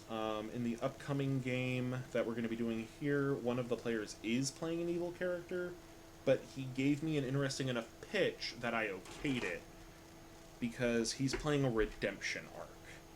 And I think that's the one time an evil character's okay, when you're trying to do a Aaron from Farscape, or a 7 of 9, or a Liliana Vess type of a deal of I'm trying to be a better person, I just don't know how kind of a character. And not like Angel Dust from Has Been a Hotel, because that character is clearly not actually invested in their advancement. But a character who is makes it, even if the player is invested in the advancement, I should say. And the pitch there, I'm really happy with. I don't want to say it until we start playing. Did I just mess up the knee? No, knees go backwards. That's fine. Oh, but I didn't put in the hip first. Whoops. But yeah, so then, as for my mom. So my mom had just bought me at this point. Or no, my mom had driven me to the mall. I bought it with my own money. I was 16, I think. 16 seems right. Yeah, because I couldn't drive yet, so I had to have been 16 or 17. I didn't get my license till I was 18. Because I was afraid of driving. Anyway. We're at the mall, we go to the bookstore, and I get Tome of Magic. Now, I had the second edition Tome of Magic. Anyone who knows D&D knows that editions are not exactly compatible.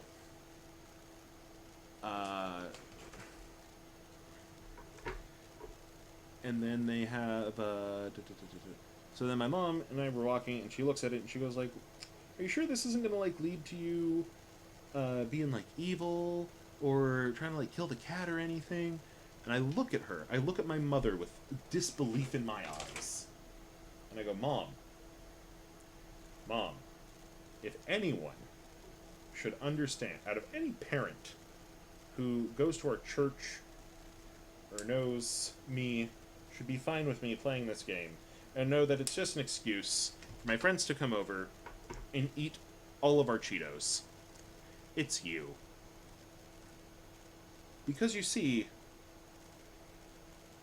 what part of one of my prized possessions is my first edition copy of Deities and Demigods. I love that book. I love the first edition Deities and Demigods because I have a first edition printing before they took out the Cthulhu characters. Now, part of the reason this is one of my prized possessions is because that particular copy of Deities and Demigods belonged to my Uncle John. And in my Uncle John's campaign, he does not remember every character. He was the DM. My Uncle Mike, I believe, played a fighter sometimes. Some of his friends played a wizard and rogue. But the cleric, the poor elven cleric, was my mother, who was trying to question whether D&D was okay. It's like, Mom, you played this. I mean, you played first edition, but still, you've played this. It's one thing when you have a parent who's never interacted with it. It's another thing when I am just doing what my mom did in high school. That's also why my first two characters were half-elves. Because when I told her I was going to start playing, she told me she used to play an elf, so I went, fine, then I'm going to be a half-elf. Because that's... my mom was an elf, so I'm a half-elf. That makes sense to me. Of course, this is also my mother, who never quite understood why I would tell her that in order to be old, you had to be at least 25 years older than me. And she would think I was digging at her, not realizing that she had me at the age of 24. And therefore, it is impossible for my mother to ever be 25 years older than me. Because that's not how time works. And I had to explain that to her when I was 22. I had been saying that since I was 10. It took her 12 years and me explaining to her that I was telling people that my mom will never be old in my own way for her to get that. And she thought I was making fun of her that whole time. Anyway. Yeah, so I'm from a family of nerds. What else is new? Where is B2? Oh, I guess it's this one on the B rack that says 2, isn't it? Dope. I'm gonna have to sand that one. But yeah, so fucking love D&D. It is my favorite thing, and I've been trying to find a way to make it profitable for years. And I'm just gonna copy Matt Mercer. I have been making some D&D videos. I've made two. I made two D&D videos. I'm gonna make more. That's my plan for tomorrow, and the next day is record some more D&D vids to put up on my main YouTube channel. There's two YouTube channels. VODs go up on the Alch Plays Game YouTube channel, Alch Plays Games YouTube channels, and the Alchemyprime YouTube channel.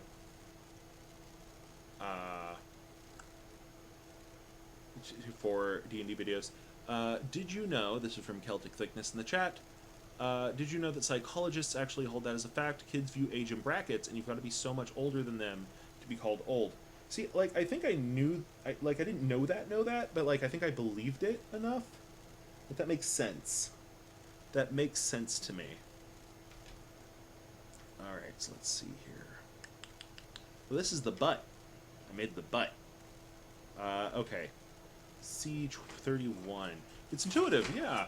Like, somebody has to be old enough, and I knew my mom was younger than all the other moms as a child. Partially because my mom had me young, compared to most of my friends, whose mothers had them in, like, their 30s. Which, mind you, has given me a horribly twisted scale of, am I wasting my life? Because, when my dad was 30... Let me see here, how old would I have been? Mom was 24, Dad's 27.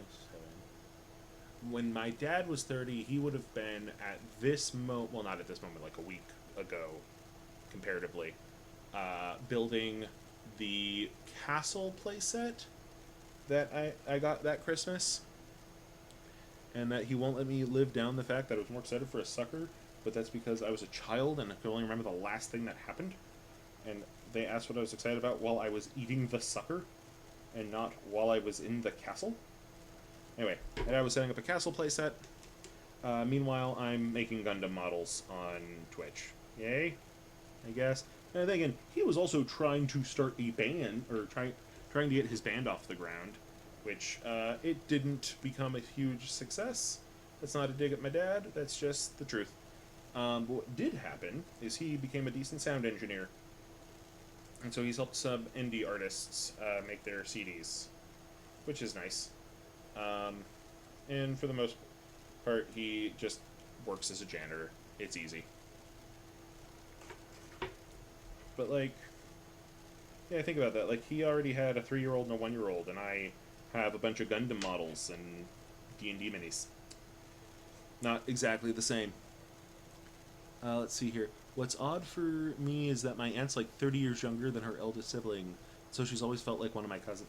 Yeah, there's some families that are built like that. That's just how it be sometimes. That's just how it be sometimes. Alright, so this one goes here, and we have made a butt. We have a Gundam butt. Hooray. And now we need to hook up the other side. So, the B rack again, and a couple of A pieces. So A11 and A10, and don't get them confused.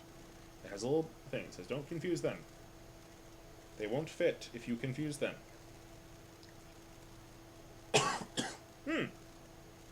And don't snip in the middle. That's the binding bar there. Ah, man, there's so many things D&D used to have that they don't anymore. And, like, they do if you go play the old editions. I'm not denying that. But it's like, I wish they would bring back Incarnum. I wish they would give Psionics another chance as its own class and not just a bunch of subclasses. I liked the Mystic. I thought the Mystic was fine. How have I found YouTube for D&D? It's... I mean, part of it is I realized I was watching a lot of it. So it's like, I might as well start making videos. And the thing is that what I was watching wasn't so much the actual play podcasts. I prefer those in podcast form, I found. Or, in the case of Dice Friends, a Twitch stream. But I was enjoying the tips and tricks videos. Specifically, Matt Colville's started me down that path. I tried the one Crit Roll puts out, the Handbooker Helper, and that's fine. It's fine. But I've come to find that I prefer more setting agnostic advice. Though I'm on a 5e kick right now, so like I've been watching Runesmith. Joe Cat's series was fantastic. It just ended. Oh, thank you for following Surtac1907. Hello, I'm doing okay. I'm making Gundam models. I'm talking D&D. Throat's a little dry, but I got a water bottle around here somewhere. Probably should turn on that fan, though. It's getting hot. Anyway, yeah, I'm doing okay. Been watching XP to level 3 a bit. I don't like the sketches as much. Some of them are good. Some of them are meany, I guess is the way to put it. There's a lot of memes that I feel are mean. I'm wondering if I just don't have the same experience of dealing with the wizard who wants to fireball everything that everyone else does. I don't know. I just don't run into it. It doesn't happen for me. Okay, so we need A7, and I need to put a sticker on it. I don't want to put a sticker on it. I guess it comes with a sticker, so I should. There's another problem. It's like I have the yellow Gunpla marker. I should maybe use that, but I'm afraid it will run, and I don't have the proper cleaning supplies.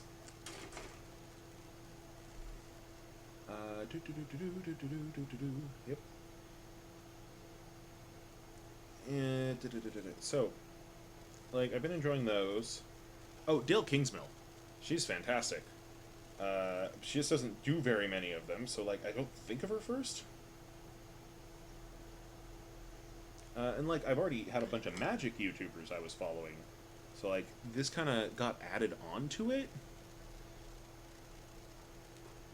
So, like, I was already watching Tolarian Community College quite religiously, honestly. And the professor is a super nice guy. Got to meet him before. I don't think he's ever doing an event again because of COVID.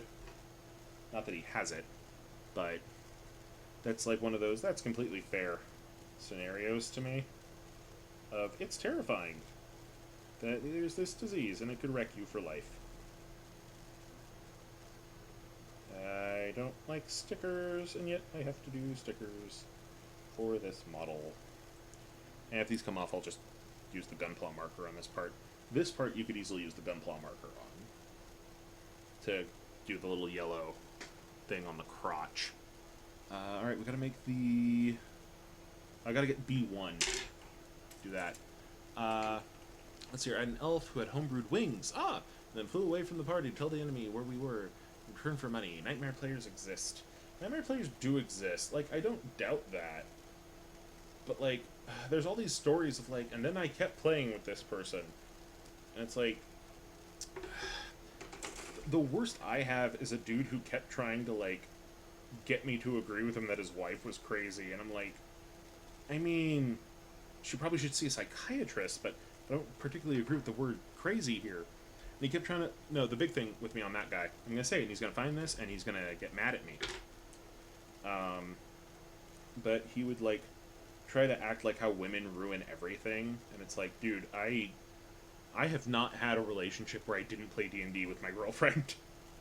I married one of them. She is my wife now. And also, you invited your daughter to play. Why are you using these stereotypes when your daughter is right there hearing us? Come on, man. Don't make her start thinking that, like, she's what's wrong with D&D. She's the next generation to play D&D. He's like, no, you have to stick by the lore. And it's like, look, your kid wants to play an elf who plays volleyball. She's 12. Just let her. I am in California. I am in Kern County, California. I am in California City, the third largest city in California by area.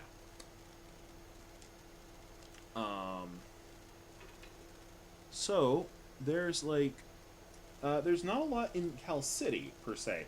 There's enough that I'd be concerned. But, if you went over to the other half of the county where Bakersfield is, it's bad. It's bad. Tehachapi is not great either, which is another big city around here, but not by area. But like, yeah, dude, your daughter's right here. She wants to play, and you're trying to say how like women ruin D&D. Your children are women. That's don't be like that. Don't be like that. It's like, oh, you're just saying that because it's like, no, I'm not just saying that. I'm thinking you shouldn't be that way. What is this? Oh, that's the port to put the stand in. I thought it was telling me to sodomize my Gundam with a robot arm. That would be bad. Los Baños. The bathrooms. No. That's El Baño, I think. I don't know, I'm not good at Espanol. I failed Spanish 2 years running in high school. I wanted to take French, but to be fair, I'm so bad at Spanish, I don't think it would have changed much. Alright, moment of truth. Actually, I think Los Banos and Los Baños are two different things. And I was being mildly facetious. Let's find out where Los Banos is. Los Banos. City of Los Banos? Oh, it is Los Baños. Is in Merced County, so that's Central California. That's way north of me. It's the baths. So we use it for restrooms, but it means the baths. So they are probably at hot springs. Let's see. It was a... What do we have? Looks nice. We have a Walmart. But they're one of those little towns of... The biggest thing here is the Walmart. Which, man, it would sure be nice to have a Walmart. We don't have that, even. They have more people than we do. That makes sense. Anyway. Nice, looks nice.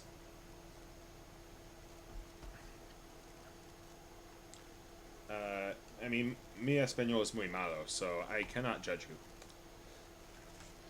Alright, we're on step 9, and now on to the fun parts. Oh, you know what? The action poses do have the stickers. Color me impressed. Alright. Time to make some guns. Let's start with A17 to C39. Oh, there it is. Snippy snip.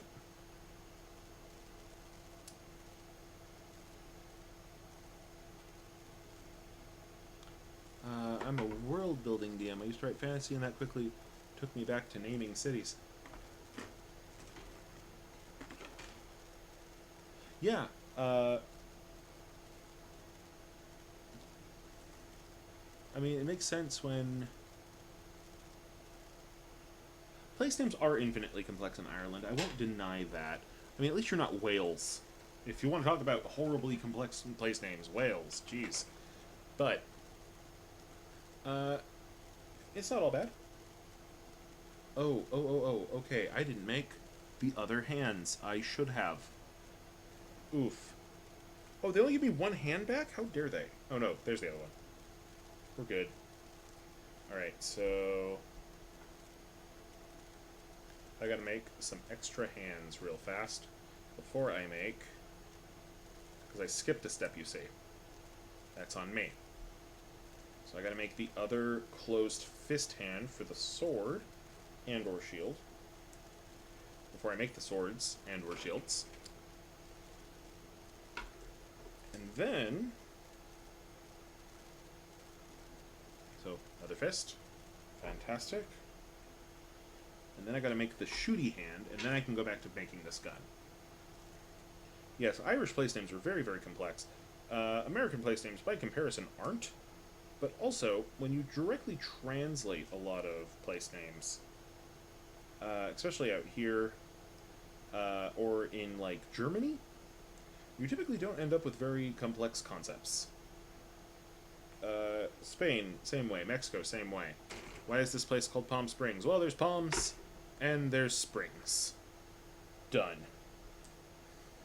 What should we name this land? We shall name it our land. I don't even like Firefly. And that's where I normally lose followers. I don't know why. It's fine. It's just everyone, like, built it up for me, and then I never cared for it.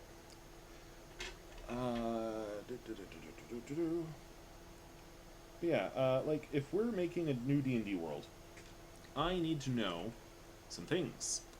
And I need to know some stuff and stuff and things and things and stuff.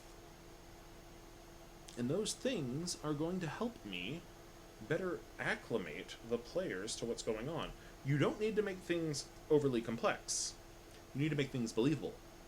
You need to have a place. That place doesn't need to be super in-depth, but it needs to have detail. This was a discussion my wife and I were having the other day. We were talking about a DM we know, and they have a elven city that they have never properly described. So I have no idea what is in that elven city. We know there are elves in the elven city. We know there's a city wall, but the two of us have been imagining very different cities because of this. So, as we were imagining these very different cities, we start talking about it, about what is in this very different city, and I found out my wife's been imagining it as a tiny, quaint fantasy village, and I've been imagining it as a, like, the way I typically envision elven cities that are not in the trees, as, like, a large stone fortress, like, I want to say Minas Tirith is what I'm thinking of, but it always ends up just being the Hyrule Castle for me. Oh, where do you go? You go right here, okay.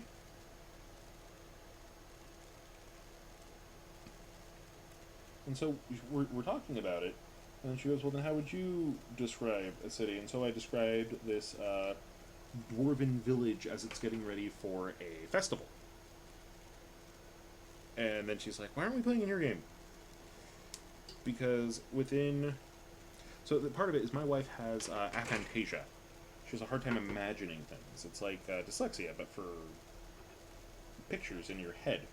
You might have seen the test going around the internet, and it's like, if you're a 1, you're creative, and if you're a 5, you aren't. And it's like, that's not true, but if you're 5, you have a hard time imagining things. And that's where she's at. Is it this? No? No? No? Okay, what do we got here? So for an example, in Dublin, where Celtic Thickness lives, there's a place called Baal Alaclaith. Baal Athaclaith, meaning town of the hurled ford, which is the common name for the city in modern Irish. Athclaith is a place named... Oh, well, thank you for the follow, Tugrad. Athclaith is a place name referring to a fording point of the river Liffey, near Father Matthew Bridge, but Dublin comes from Dublin, meaning Blackpool, referencing black water of the river Iffy. So the English translation is of an Irish description, but the Irish name is geological, and brain hurts. I mean, yeah, and you can do that. I think if you're building a place for D&D, that's how you should do it. It's something like that. Then we have, what's up?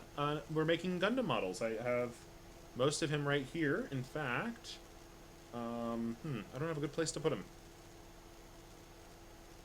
No? Here? No? Here? No. Well, he's going to be off camera, I'm afraid. But now I'm making the guns. With gun. Has a hand attached. Fantastic. Okay, so now what do I have next? Oh, and it tells you just build the hand around it. I totally should have read that better. Alright, so now C27, C26. I'm making the bazooka. Very important thing, a bazooka. It lets you bazook. I assume it shoots bubblegum. That's probably not true.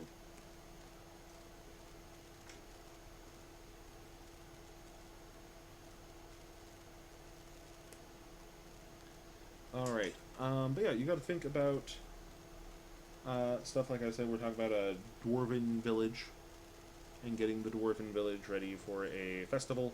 And so, like I mentioned, there's a bunch of tents. There's one of the tents has animals in it.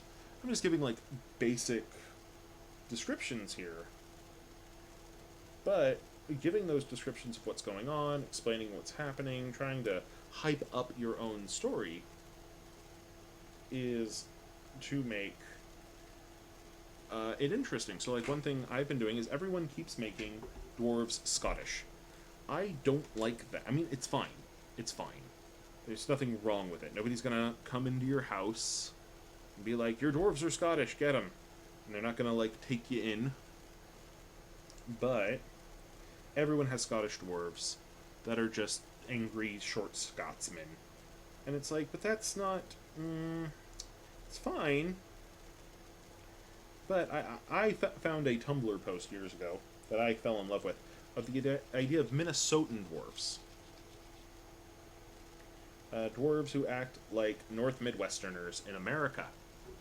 And to be fair, I know America a lot better than I know Europe, what with my living here. And so I thought, well, okay, if we're going off of that mentality, what do we know about dwarves? Well, they are a proud, industrious people. They like good food. They like good beer. You know what that sounds like to me? Is that sounds a lot like Texas. So wouldn't a Dwarven festival, instead of being, you know, flutes and lyres, which is what people keep assuming a Dwarven festival would look like, no, that's an Elvish festival.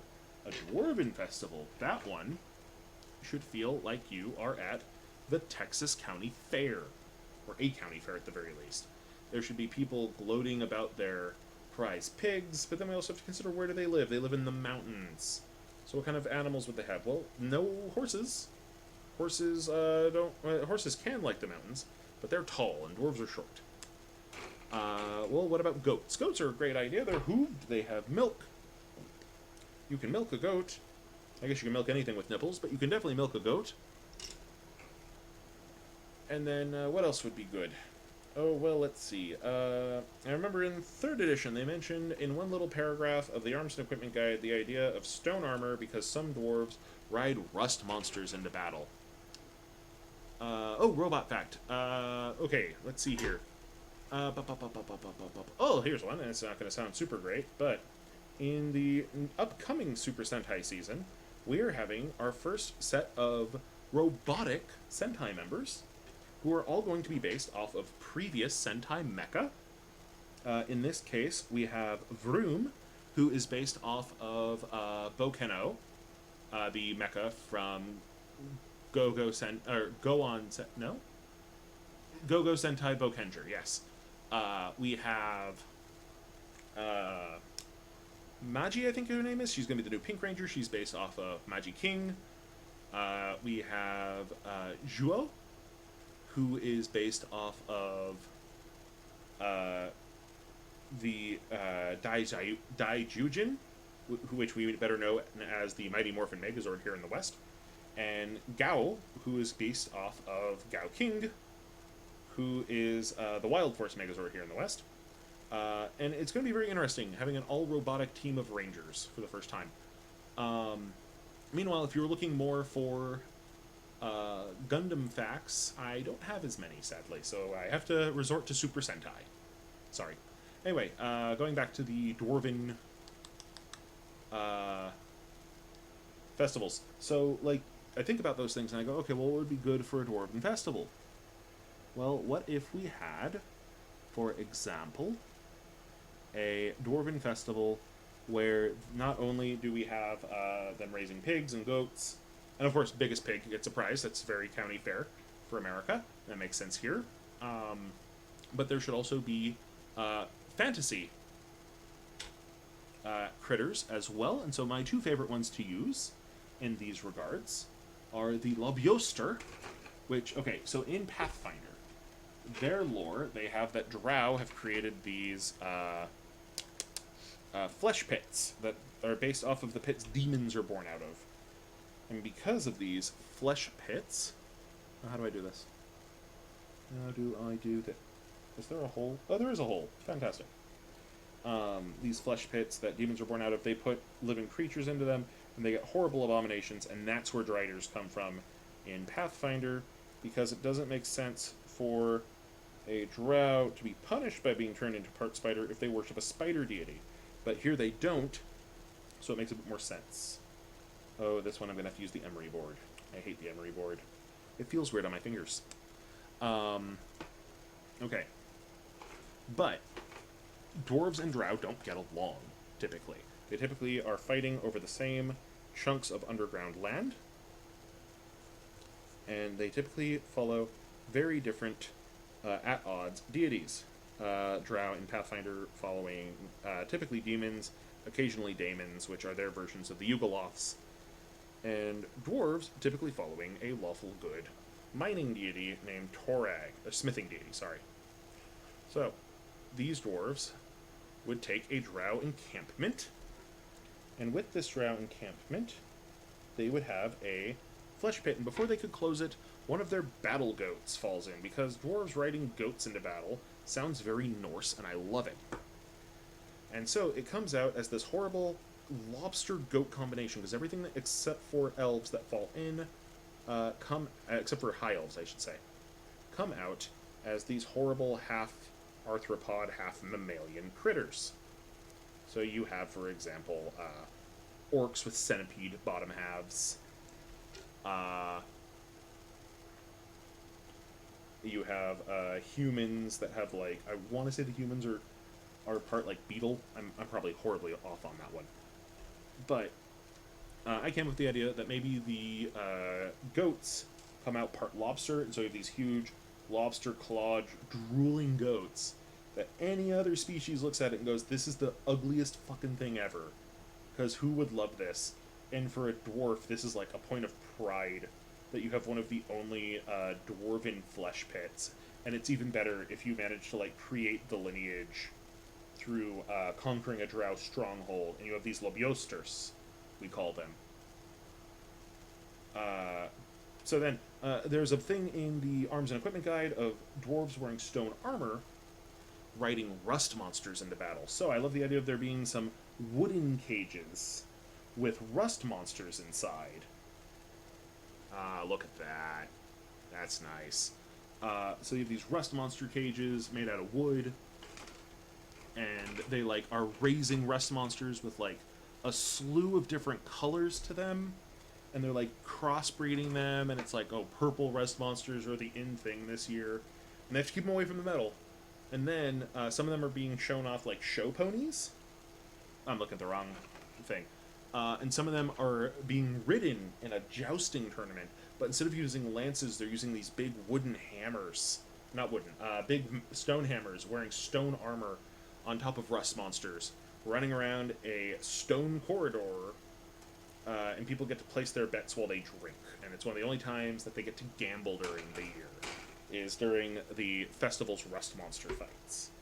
And so it's a very big, joyous time to be had by all. Oh, I have to take that piece out to hoist the gun there. I don't like that.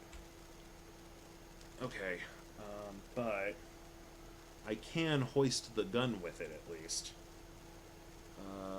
There we go.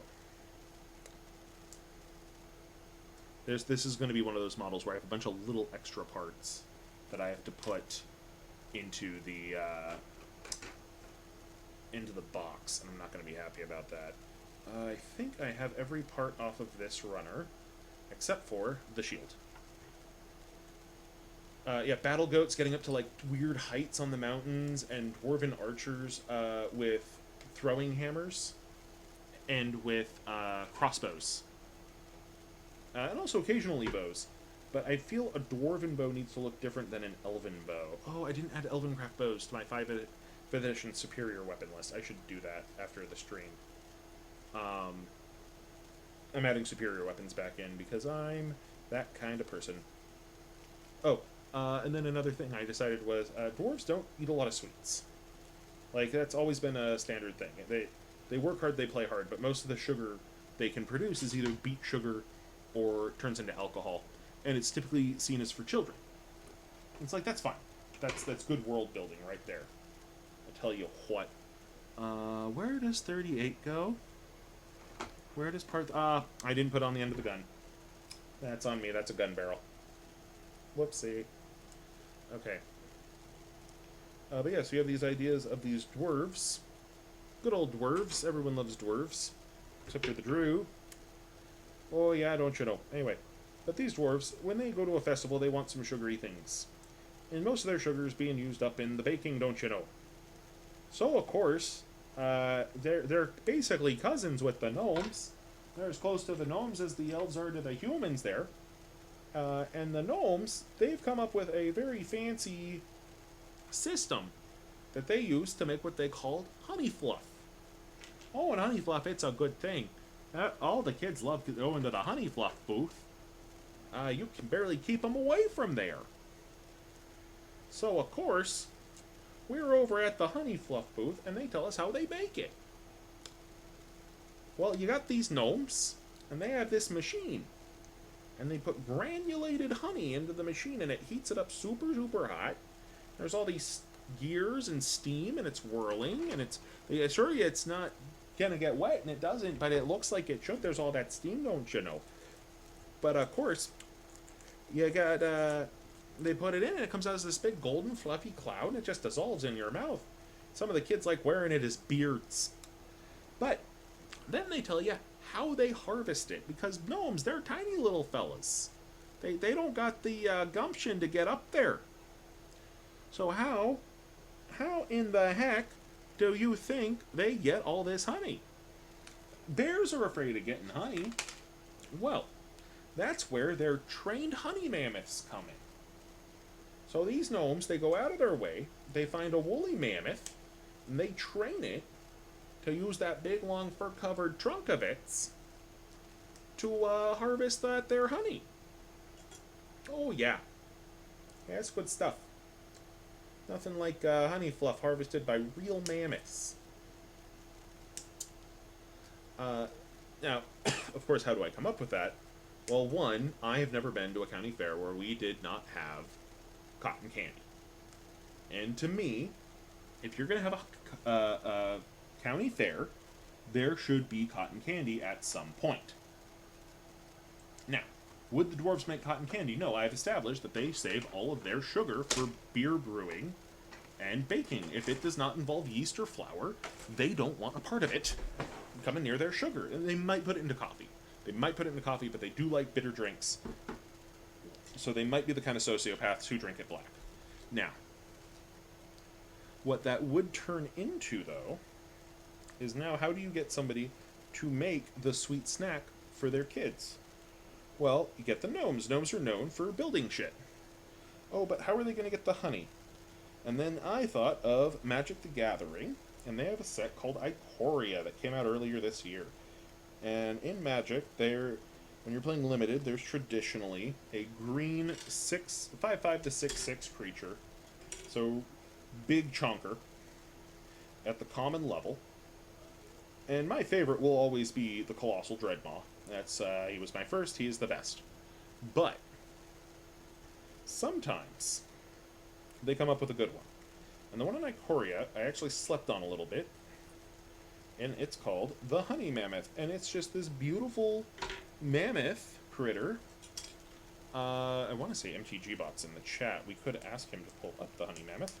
But I think I will pull it up on the window here in a moment. Alright, then I snap this into place. And oh. Wait a minute. There, we have 2 extra stickers. Where do these go?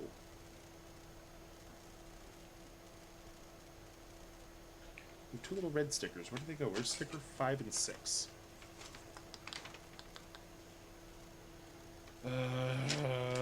It was on the head, wasn't it?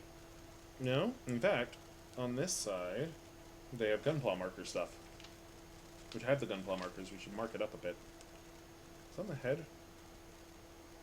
Oh, number 6 goes in the back of the head. Where's number 5? 1, 2, 3. Oh, 5 goes in the front.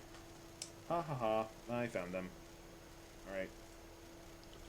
But yeah, you gotta be willing to do weird stuff when you're doing fantasy. That's the other thing, is I cannot stand people who are like, oh, but this isn't historically accurate. I mean, neither are... Oh. Okay. Gotta be careful here. So gotta remove the antennas. Bloop. And bloop. Focusing on this for a moment. Trying my best to focus. I dropped the antennas. I found the antennas. I'm gingerly picking up the antennas. Okay. So I can put this little square of red sticker, which just fell on my fingers, will therefore immediately lose all adhesion ability. Shove him into this hole. Push it up in there. That's where it belongs. Great. And now the back. And then the shapes match. I'll have to focus on the Gundam for a minute.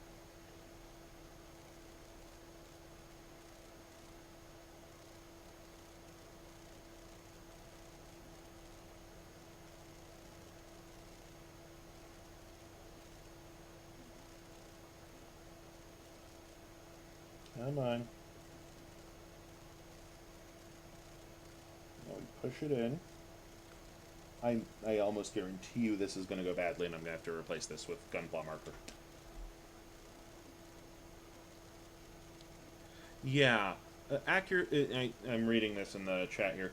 From Celtic Thickness, accuracy and realism appeal to people with egos who want to be rewarded for known knowledge and pedantry instead of people who want new and exciting and fresh. Sadly, a lot of tropes and cliches in fantasy have become accepted as norm, and failing to just write more Tolkien is now an issue. I agree, and you know what? Fuck Tolkien. I realize that's like sacrilege, but I'm not him. Why should my campaign be him? Why should my campaign be Lord of the Rings Part 12? No. I'm not gonna. I'm gonna make my campaign, and my campaign is gonna be Saturday morning cartoon time, because that's what I like. Oh yeah, let's finish this shield. Let's put the shield on right. There we go. Haha! And now we have this nice little hole in the back to store the shield.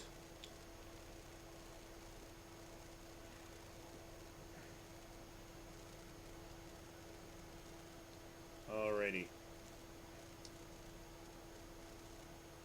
And I don't have an actual Gunpla stand yet. I do have the instructions to print one, so I'm going to print one later. Ta-da!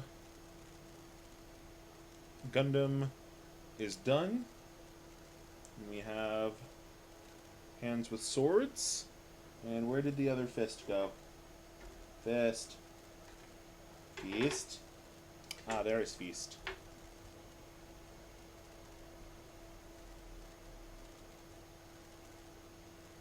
Sword feasts, which we can use for swords or for other things. Beam rifle, which, honestly, if I were to pick one right now, that is exactly what I would do. That, to me, that is classic Gundam.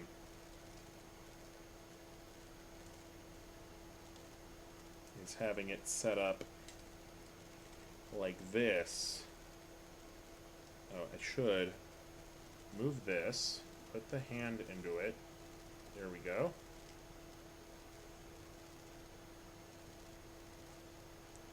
And then, like,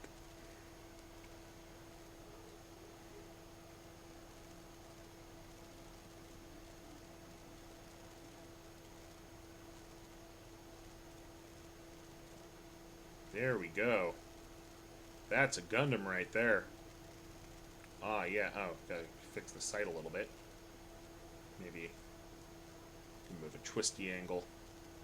Thug Gundam. I love it. Ah. You know what? For now, let's scroll back a bit. Put him right there. Come here. Fine, I'll stand up like a peon. Ugh. Alrighty. Let me put the... Oh, and his bazooka. Haha. Let me put the rest of the bits back in the box. Because I like to use the box for storage of parts. Clean up a little bit. Very important. And move on to Shining Gundam, because it's going to be a long one.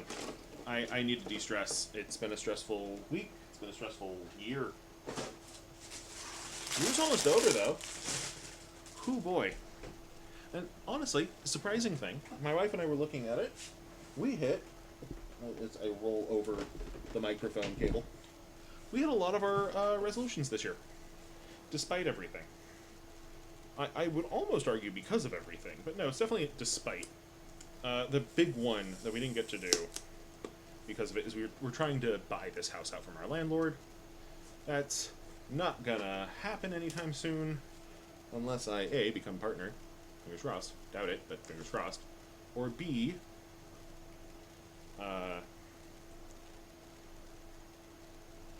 oh, wait. Is this Burning Gundam? This is Burning Gundam. I thought I had bought Shining. Oh, well, I like Burning Gundam, too. Because Burning has the claw. Anyway. I'm trying to take this plastic off to open them up. Jesus.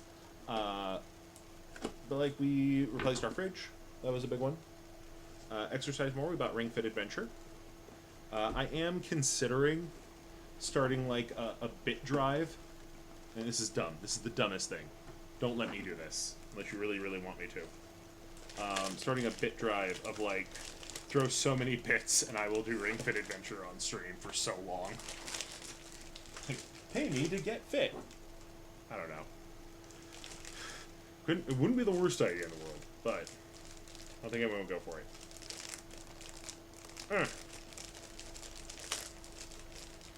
And just, Burning Gundam. I love the G Gundam models. I love the G Gundam looks. So beautiful. This one I am definitely printing up that stand and just having it using the God finger. Because it's God Gundam. Haha. Even though I know it from the dub. So I still say Burning Gundam. Eh, come on. Get off there, plastic. Woo. You know what? I am nowhere near fit enough to do a speed run. But I could get there. I have a feeling in the process I would lose the 100 pounds I need to lose. That's not a bad thing. I could definitely stand to lose 100 pounds. I am... Well, I've already lost... I would have said, before October, 120 pounds. Now it's just 100, so that's a big improvement.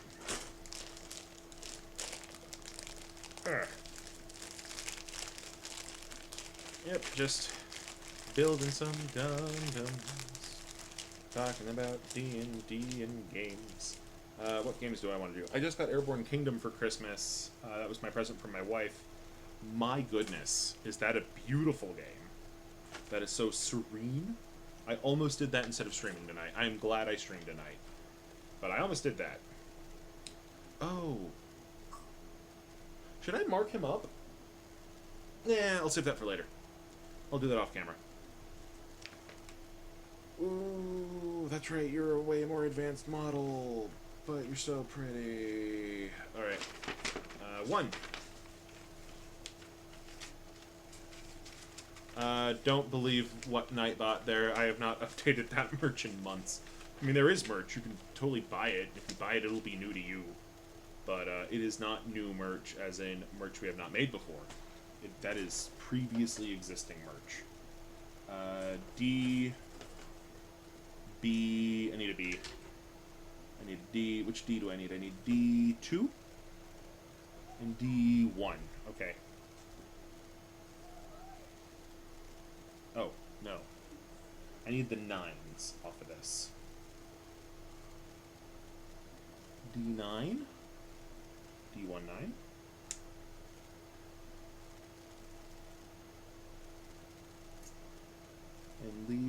pip on... Oh! Cut the pips off.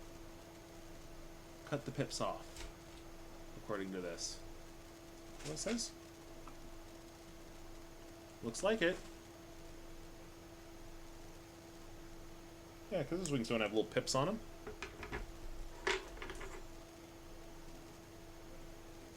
Okay, so I got D9. Or D29, because there's a D1, which is the entire sheet, but mirrored. Let me get that B12 out first. B12. B12. There we go. And I think we're making a little car right now. This looks like this is the little car. Let me angle that down a bit. See me actually clipping things more. Aha. Content. I'm doing this for years.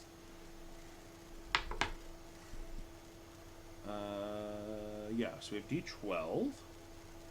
What goes on each one? Which one did I do? Did I do D1 already? D19? Yeah. So the D1s are on this side. This is the back wing. And then C... No, I put that on upside down, because I are a genius.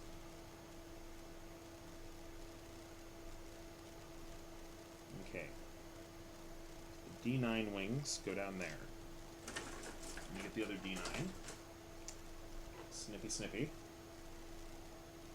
Snippy. Snippy. Snippy. Ooh, that came right off. Come on. And snippy. Between the 3D printer and the model building, my corner of the office is just covered in little shards of plastic. Alright. A very important vitamin B12, yes. How do you handle incredibly powerful characters in D&D, or do I just not allow it? Am I familiar with the game Smite? I know of the game Smite. I've played it like twice. Some parts of Smite come off as a little tasteless to me. Cause like, oh, well, we're just using mythology. Right, but like... Yes, you're using public domain characters, but some of those public domain characters are people's gods, man. And it's like... They worship those dudes. So like, consider that next time? I don't know. I feel like maybe that's something they should consider. Because like I have friends who like worship a lot of the gods that they use as characters. And so like, would I be mad? Well, no, I don't think would I be mad. I think would my grandma be mad if they had Jesus in there. It's like I would find it hilarious. But that's not who we have to think about there. And I'm not saying you can't do things that make people mad, but you have to consider why you're making them mad, you know? Anyway. But why do you bring up Smite here? Because it connected to the how do I deal with overpowered characters? Well, let me tell you. It depends on how I'm measuring power. Am I measuring power based on based on versus the monsters and versus me as the DM? Or am I basing their power discrepancy off of the other players? Ah, okay, you see, no, then that's fun. If you're just thinking about a game where they're all deities, that's exalted. That's basically exalted. Or deities and demigods have rules for that.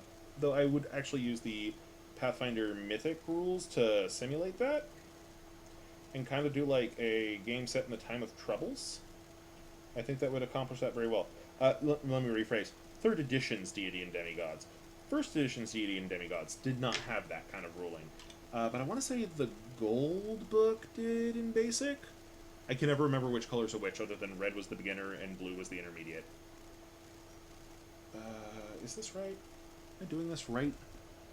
I am not doing this. Am I doing this right? Yeah, a little wingeding up, sure. And then that wingeding. Okay. Oh, wait. You are on super cockeyed, though. There we go. When in doubt, push harder. Don't actually do that on the toilet. You might give yourself a stroke. And if you're on the toilet, when in doubt, use fiber. There we go. That looks way better.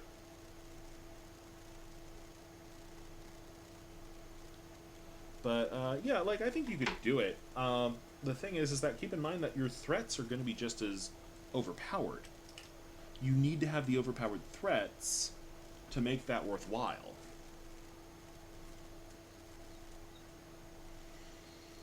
Okay, so like a player challenging me as the DM, I don't know how to interpret that one.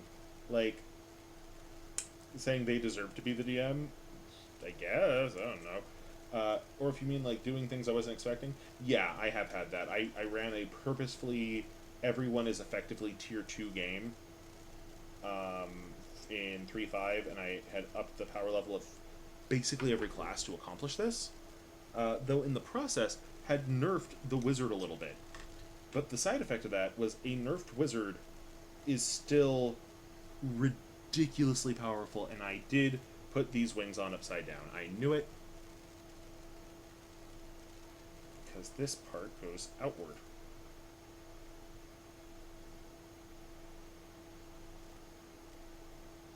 Yeah, now they link up. Perfect. It's much better. But does D1 go on this side? Or D7? D2?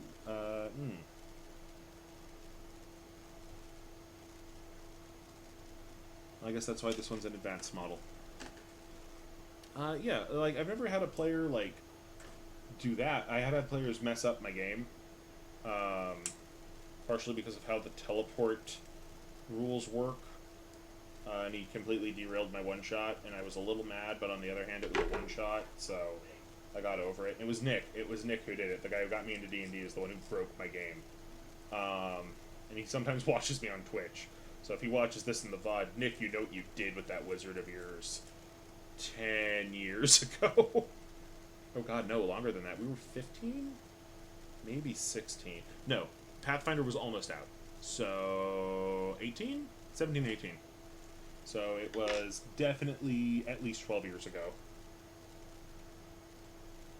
And it was just a Christmas one-shot. And you know what? I got to do the important part of that, which was Frost Giants riding Ice Elemental Tyrannosauruses. And if somebody looks at that and goes, that's not fantasy, that might not be your fantasy, but it sure as hell is mine. Because, I mean, that's just... How much more badass can you get than Frost Giants riding Ice Elemental Tyrannosauruses? You can't. You can't get more badass than it. It is very difficult. I do think that my base level for D&D is influenced by my favorite adventure. Most people's favorite classic adventures are like in the Hall of the Frost Giant King, which is, to be fair, is really good. Or Tomb of Horrors, which, to be fair, is terrible. Or Temple of Elemental Evil, which is fine.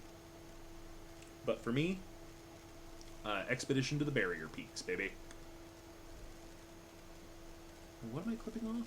Oh, that bit, yeah. I did that. Alright. Here we go. Part 1. All of that was for part 1, and this one has a longer list. This might take a while. We might be here till midnight. Fantasy can be anything. Fantasy can be anything your little heart desires. And that is very important to remember. We're getting to our first sticker. And it is sticker number... I gotta look that up. Star Wars is fantasy. Jurassic Park is fantasy. Exactly. There's a lot of people who they only want Tolkien-esque fantasy. And if that's the case, they should not play my game. I would argue that they should not play in a lot of better DMs than me's game, or more famous DMs than me's games.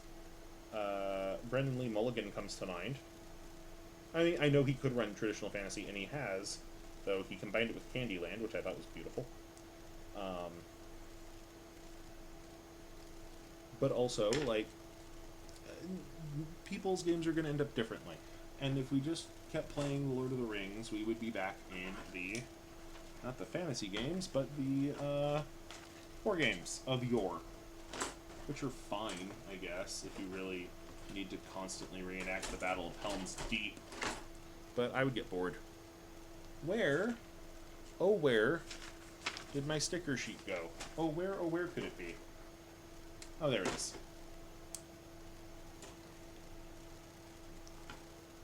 Okay.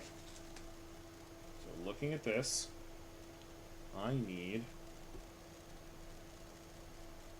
I think it's that one. Oh, it's a 3-part. Oh, I'm gonna hate this. I fully argue Star Wars is fantasy. And I know people who go like, no, it's sci-fi. Why? Because it's in space? Yeah, they're space wizards. They are 100% space wizards. That said, I do think Star Wars is at its best when it is trying to be Japanese cinema. When it is not trying to be fanwink, but rather just take a samurai story, put it in space. Done.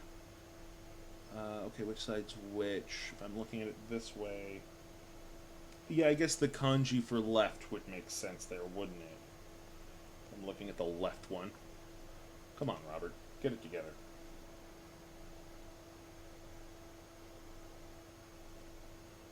Now I gotta be kinder to myself. I gotta stop talking to myself like that.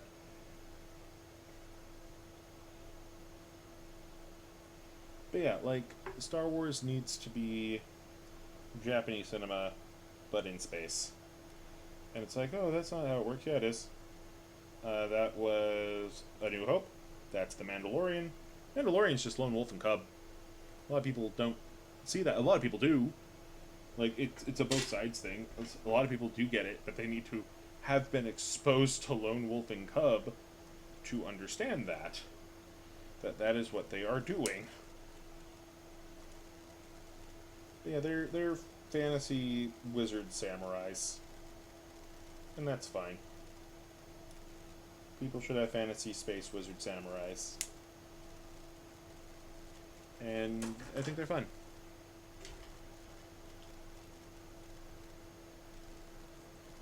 And like, I think part of it is most of my experience with fantasy was through the Forgotten Realms, which is very generic, but also because of its genericness, it kind of forces itself to stretch into the weird.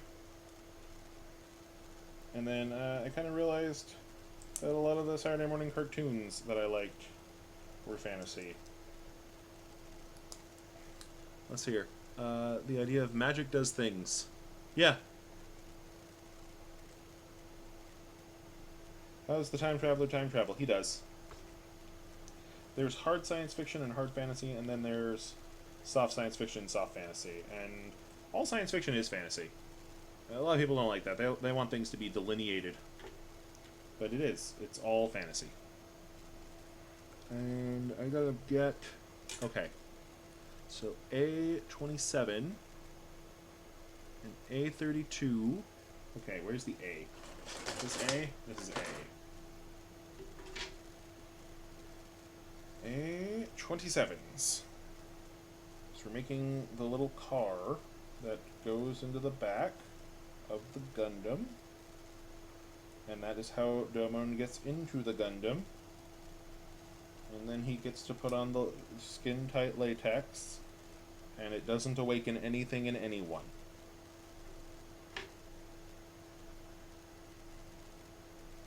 Okay. That one's A32. Where are you? There you are.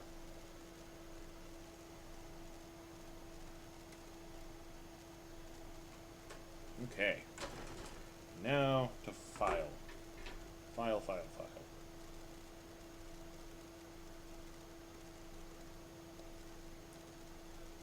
Iggy Pop once said punk rock was a label made by marketers and soulless executives. I mean, yeah. That's about right. Also, speaking of Iggy Pop, I really need to finish The Outer Worlds.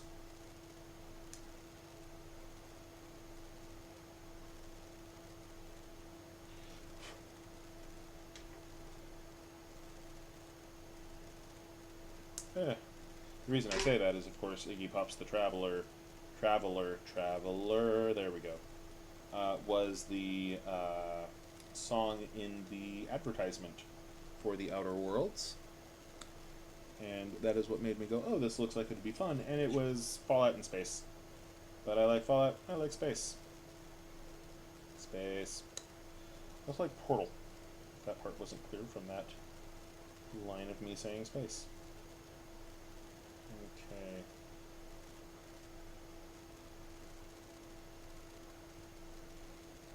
Slide that in there, and haha, we got the little hover car thing with the wingy-dings. I lost track. I lost track before I even got all the companions.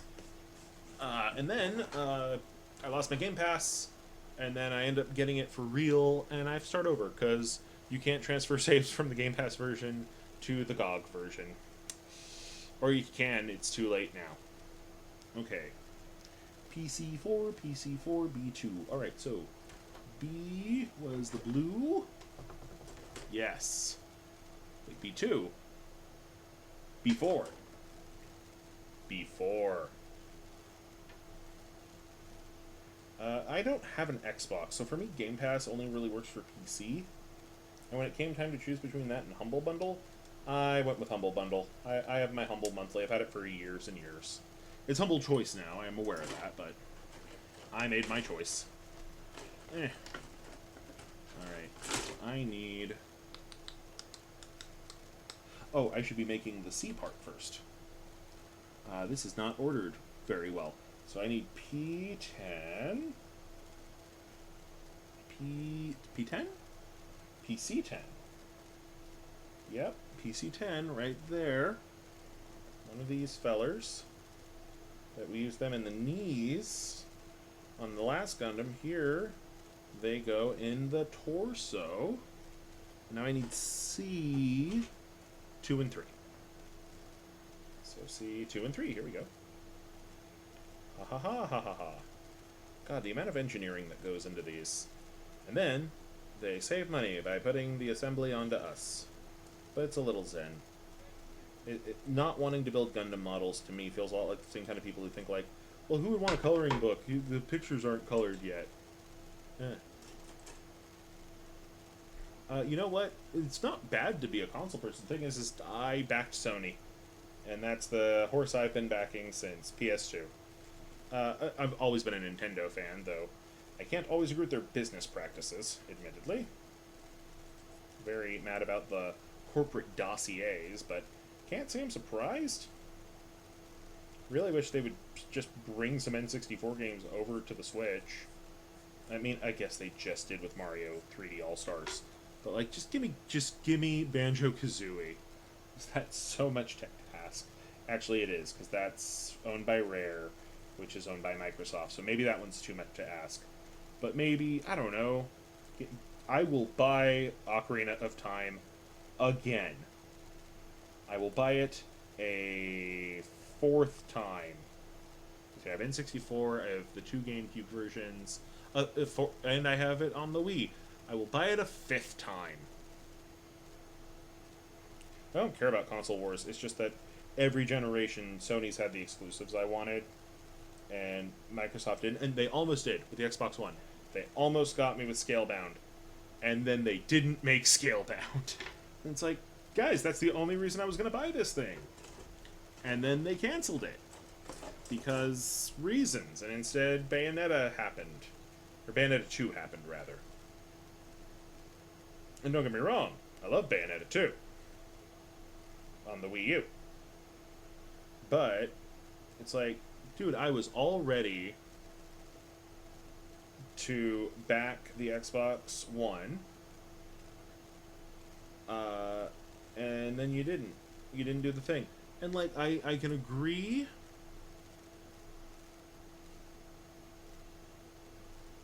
I can agree with the cross-generational support. I can agree with handicap support 100%. I think that is very important that we make our games more accessible. And you will never hear me say otherwise. And I'm glad that you are supporting them for that fact. Come on, which way does this go? Get in there. Get in there, shoulder joint. There we go. I can agree with all those points. I'm just, for me personally, the PlayStation has better stuff. If I could afford all three, I would. I would buy all three. Because I'm still a corporate shill at heart. Ha ha ha ha ha. No, because I run a video gaming channel. Of course I would. I've been a gamer since I could count. Since I could talk.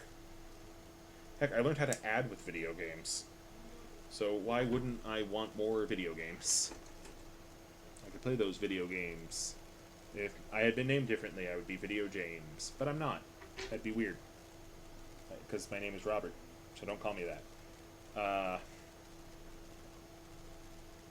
I should probably snip that for a assemble. Nope. Nope. That is supposed to be there. Boy, am I glad I double-checked that.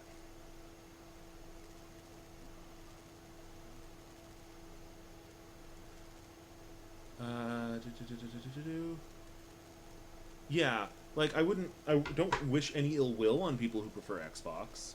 I do wish ill will on people who are going to be jerks about it. But that's different. There's some people who will go like, no, it's only this one, and if you don't do it, you're... And then insert string of slurs here. It's like, no, those people need to stop. If they're like 11, somebody needs to ground them effectively. But, like, they need to knock it off. And nobody cares, honestly. Like, a big part of the console wars thing, I can't help but believe it's the media trying to make us care more. Like, it's an advertising gig. And we all know it. It's like after Sega fell, it just turned into, oh yeah, you better be careful. You better get the right console. No, shut up. Okay, so I need which symbols? Here, I need the green. Oh wait, is it you could use any of them? I don't know. I don't know. I'm gonna have to look at this real quick. Nope. Wrong button. Gundam. Model. Let's look at some images. What have we got here? Oh, that's the 1 out of 100. I have the 144. They used the red. Red. Green. Oh, I do like the green better, admittedly. But, oh, I think that's the 1 out of 100. Yeah, it's the 1 out of 100. Let's see. I probably should just paint it. Instead of messing around with these stickers that I hate. The one in the box one with red. I should probably go with red. Let's look at the chest. I'm pulling it up on my screen. You can't see shit. Okay, red. Everyone does red, because that's what he does in the attack pose. So yeah, I should use the red sticker.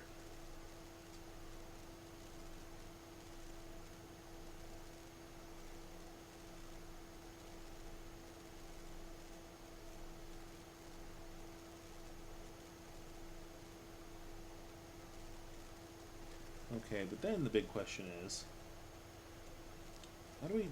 It's supposed to be gold around the edges, and it's not, which is a problem. I'm going to have to paint this thing later.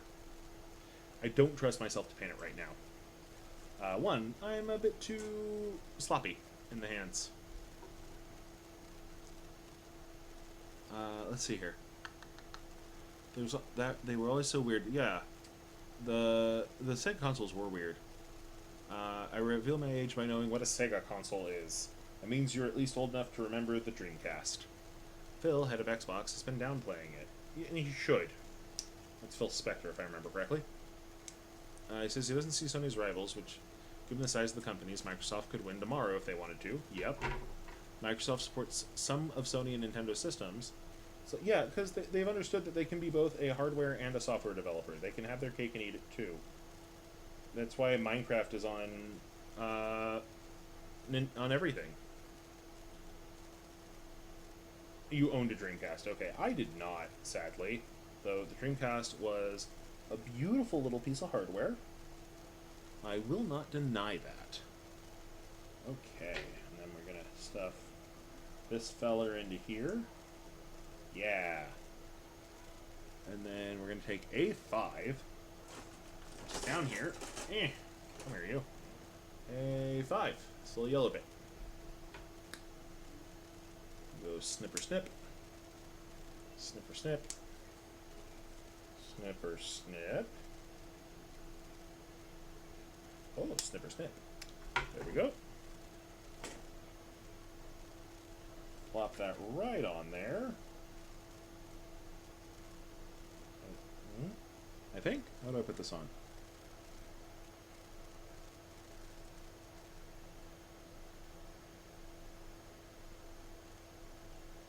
Yeah, there we go. Nope. Or do I have to, like, angle it up first? I think I may.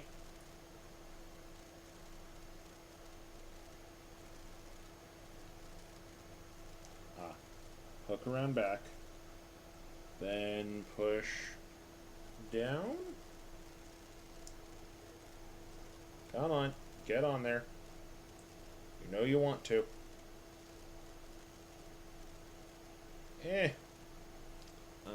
Owned a Mega Drive, owned a Saturn, had an N-Gage. That's Nokia. That's true. N-Gage was Nokia. I remember the N-Gage. I remember looking at the N-Gage and thinking, what a cool idea to play games on a cell phone. And then when it failed, it's like, well, then clearly nobody ever wants to. And then the iPhone happened within like 4 months. It was like, oh, people just didn't want to hold a Game Boy because they were afraid of being nerds. Cowards. Ah, nice. Okay, so now... Ooh, okay, so remember A4 and A3 go into the vents on the chest. And A4 is the right titty, and A3 is the left titty. And it's important not to confuse them.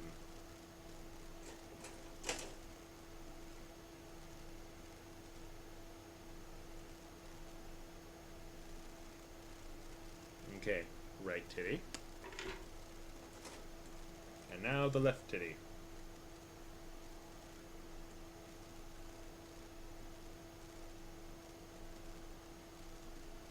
There we are. Yeah, the screen sucked. You'd press all the buttons when you took a call. There were a lot of issues with that thing. But it looked cool. Looked cool as hell.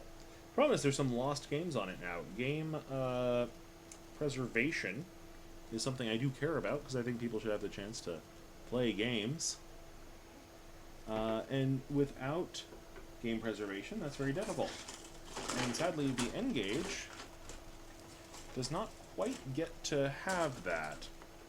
Oh, what's this? Ah, okay. So, D1. Good, got D1. And I need 30 and 29. 'Cause that's the shoulders.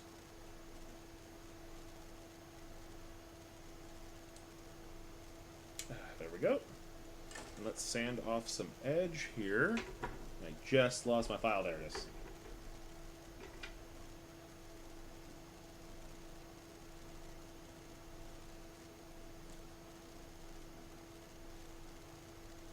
The N-Gage had a lot of ports, but it also had some original titles that were like canon for things.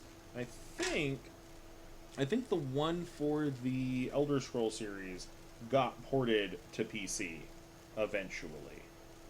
But I think there were a couple others that never got ported anywhere and are now lost to the ether.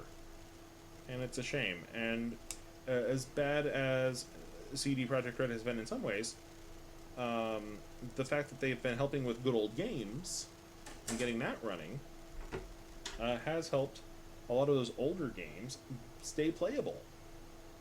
Like, I would have never been able to play the old Dark Sun DOS games without GOG. Good old GOG has helped with that. Yes, I'm saying that just to make some people wince. Do do do do do do do do. They might have been poor ports. I'm not sure. I know some of them weren't ports, and those are the ones I'm more sad about losing. Let's see here. We need a sticker. Specifically, what symbol am I looking for? That symbol. Ah, the dots. They go on the end of the guns. Oop. Okay, you know what? I'm not doing that one. With the dang stickers. That is too infuriating. I won't bring myself to that. I just need a piece of paper.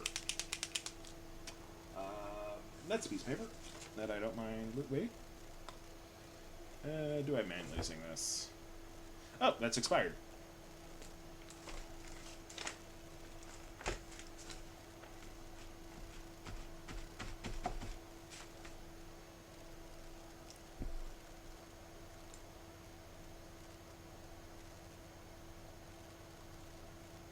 Because at least if it's going to look bad, it's going to look bad because I did it. Me.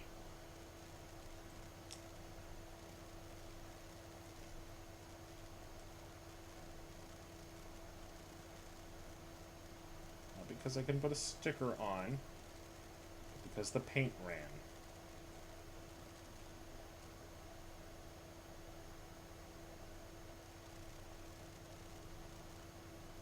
Painting, painting, painting, painting. Painting, painting, painting, painting. Very tiny painting.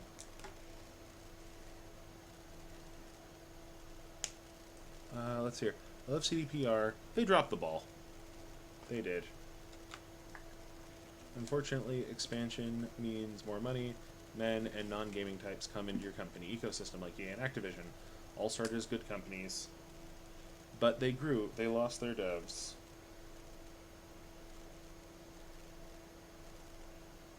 There we go.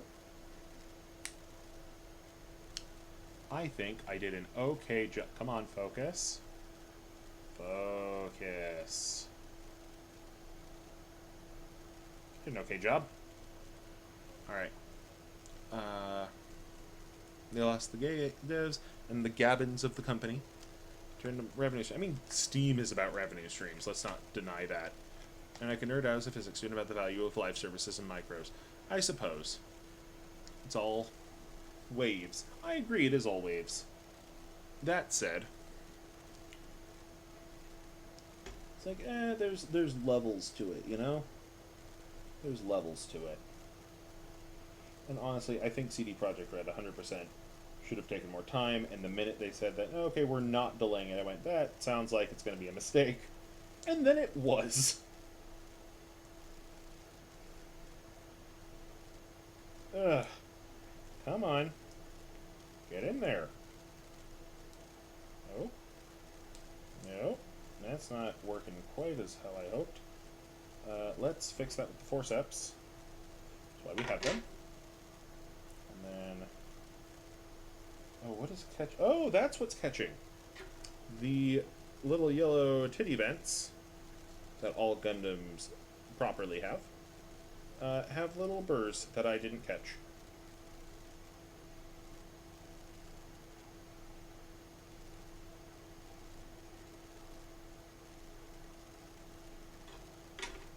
Yeah, if you only had 2 releases a year, that would mess with your peace of mind. I won't deny that.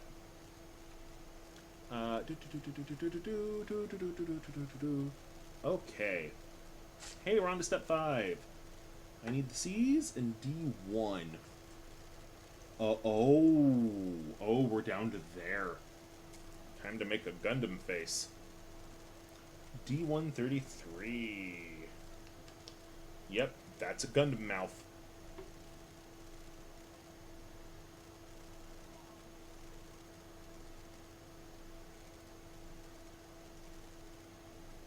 We have to do the head. The head's always hard. It's hard to do the head. Not denying that. Okay, and then C8. No, C6. C6. C6? I'm holding A. That's why that doesn't look right. C is the red. C6. Look at how tiny that piece is. It's this. This is the whole piece. They made this entire piece just for the traditional little chin waggle. I was afraid I dropped it. Oh my goodness. So teeny tiny. So itty bitty teeny tiny. I'm shaving off more of my flesh with this than I am the burr. Aha. Forceps. Companies in mergers and acquisitions, yep, often look at income cycles. That is true. And compare peaks of the company when they want to acquire their dips. To their dips so they can make money when they often don't, rather than try to optimize their existing income because the market's only so big. Gaming companies notice this, and not only is revenue from all the bad things like live service and micros money, but it's more stable and come with the company in a period of low income. Yeah, okay, so like I have no problem, I have some problems with the live services thing, but I understand why it's there. I get it. I understand the premise. I think DLC and microtransactions are better in that regard, but I also... Nope. I lost it. And now... Nope, not that one. I need to find a piece of red plastic the size of a grain of rice. That just flung somewhere. Hoo boy. Hoo boy, oh boy. Where did you go? Oh, please do not tell me it fell in the trash. That'd be the worst.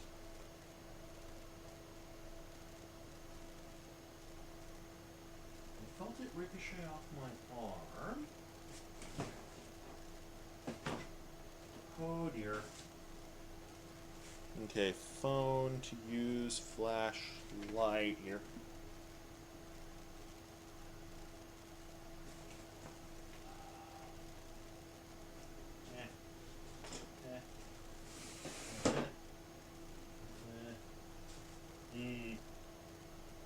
Concerns.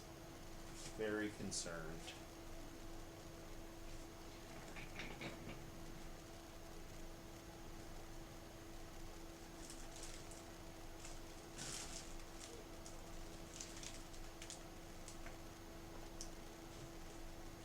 Well, one, I am going to hope that it did not fall in this trash. Especially because it is trash day. And I need to take out the trash. That said... Oh!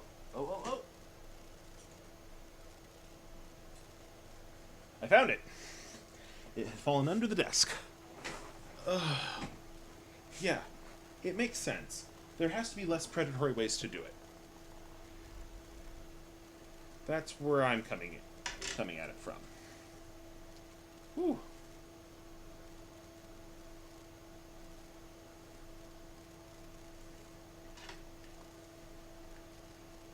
There we go. Okay. So yes, there definitely should be less predatory ways to do microtransactions and such. And live services. And I get why they're there. People need to make money. And having live services at least allow us to keep people employed in game companies when the game is already published. And to be fair, two of the most successful games of all time, two of my favorite games, I should say, I'm sorry, D&D is definitely not one of the most successful games of all time. But that's kind of the board game industry works. Is you keep reiterating and making expansions, making extra versions. You make booster packs for card games. That's always important. There we go. Alright, I need D26 and D25. But yeah, chasing whales is a terrible way to do it. Because we know you're calling them whales because they're big. I get it. But also, you know what happens when you whale too much? You kill all the whales. And that's going to happen here financially. You're going to end up in a bubble. And honestly, I'd read a very convincing post earlier that Magic already popped as a bubble. It's just, it didn't pop like comics did, where everything completely tanked. The reserve list is basically the only thing that still has value. And even that's going down. Which, to be fair, fine, screw the reserve list. It gets in the way of playing games. But, if all the value's gone, you're gonna have a lot of people mad. Okay, D125.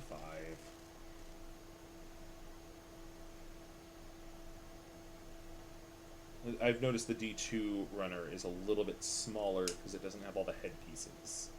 All the singulars are on D1. Let's see here. I saw an interview with a guy working part-time and living with his parents, but he spends $4,000 in cosmetics in one game. Like, I thought I had gone overboard spending $200 on cosmetics in a game. And I've never done that since. I mean, I have spent money on cosmetics, but I've never broken more than, like, $30. But yeah, if you're selling $200 worth of cosmetics to somebody in a game, you're exploiting them. I don't know how you can look at it any other way. D134?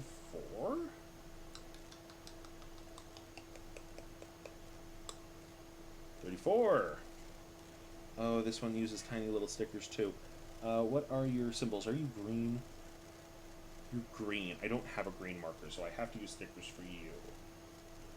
Okay. Yeah. I mean, I play trading card games, so, I mean, I'm one to talk. But there is kind of just this level of, how do you let things get that bad? How do you let them get that bad? $4,000. That is. What? I was about to. I'm an American, so we can't use metric. 15 PlayStation 4s. That is about 9 or 8, closer to 8. PlayStation 5s. Gosh darn it! This sticker is being a little shit.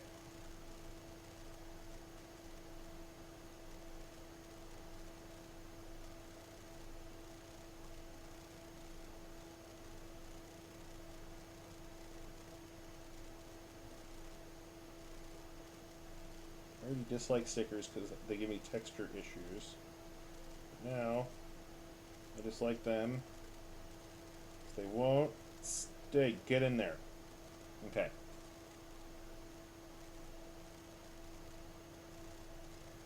They just put that in the wrong one. No. That one goes in the bottom. Good. Okay.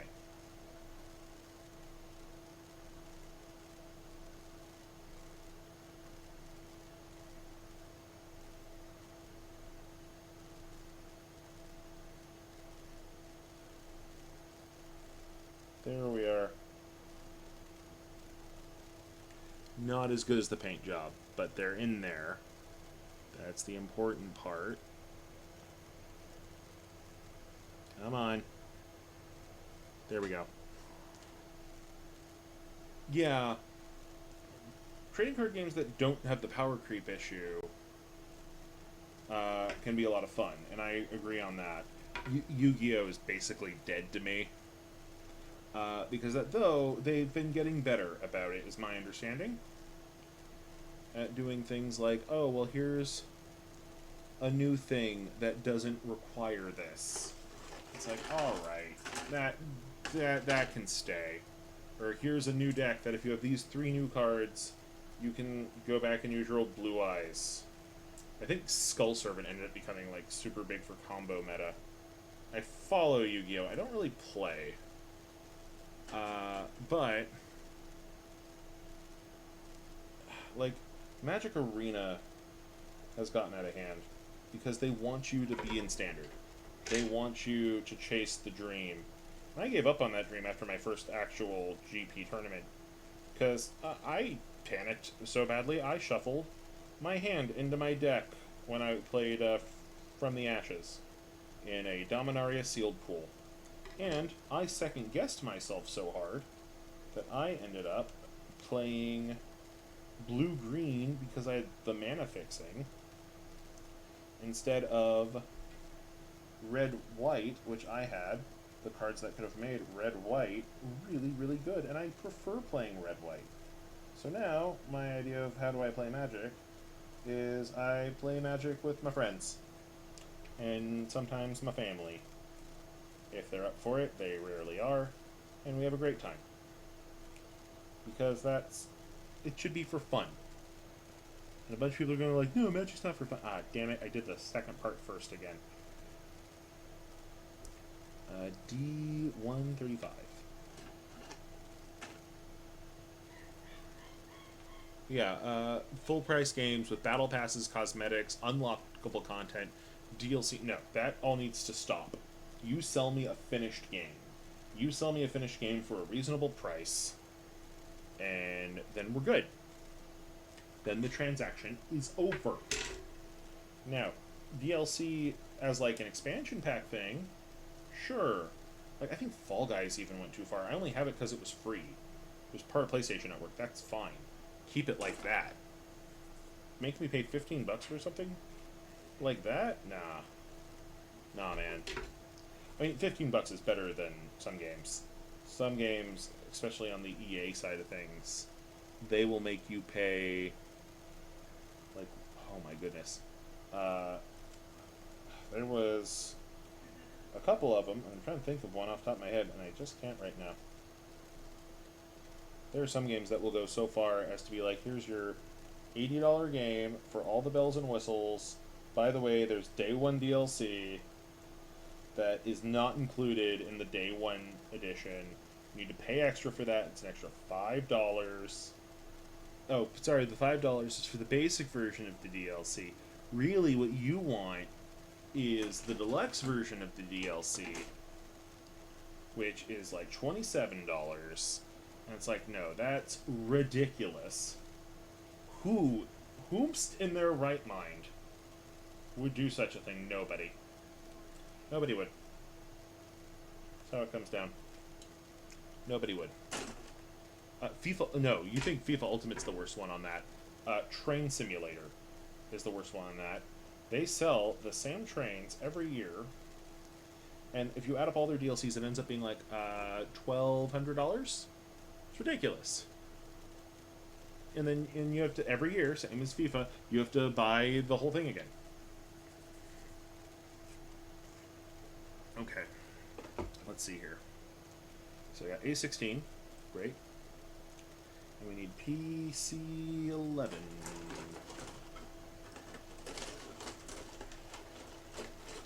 Oh, I need to do it twice.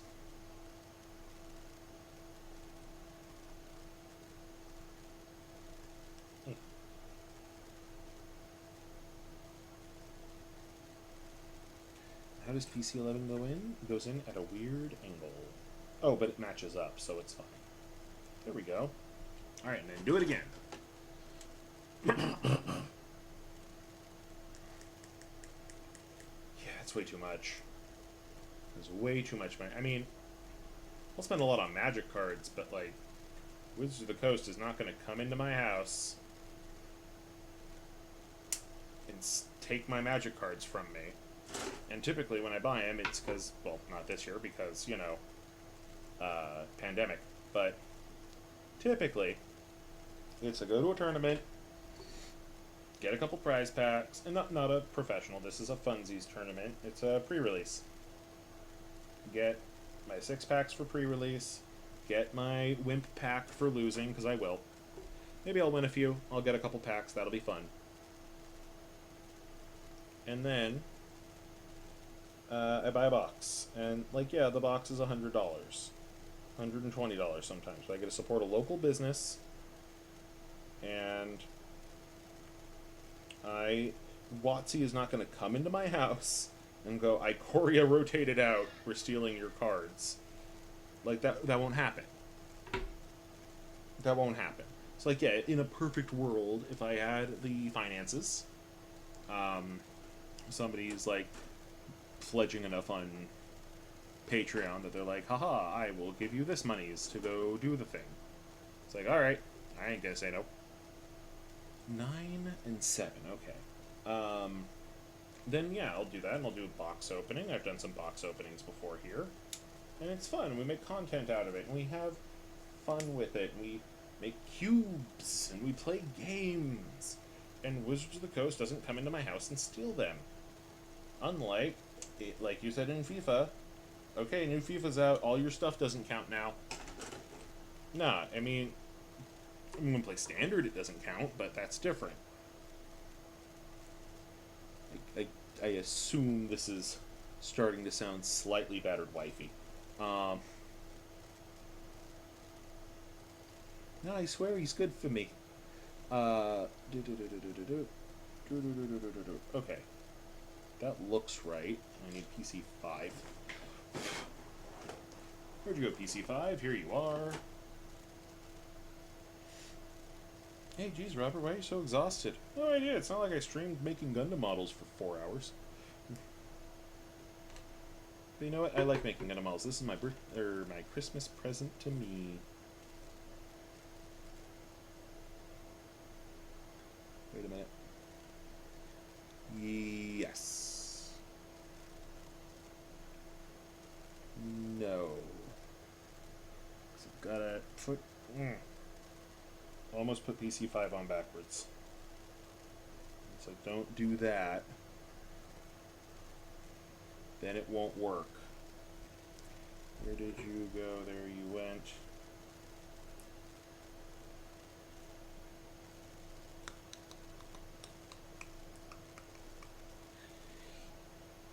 Oh, I gotta trim that down a bit.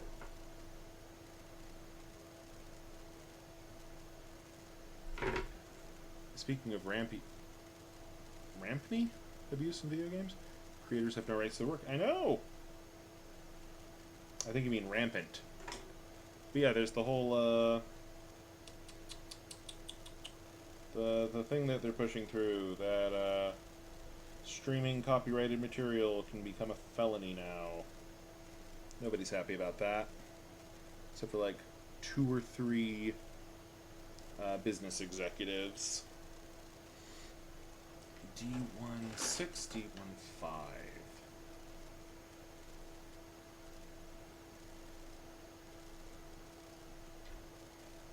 Okay, so we want the joint facing this way. Great. D16 and D15. Found them. Wait, yep, D1. Fantastic.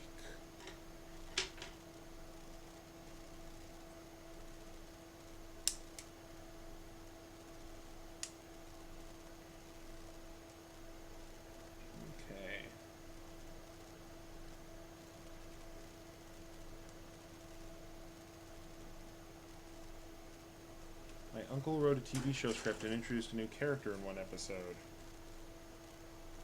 She was popular, and so she got a spin-off he didn't even write. Then the movie deal came. He has a bundle of money because the character was his IP.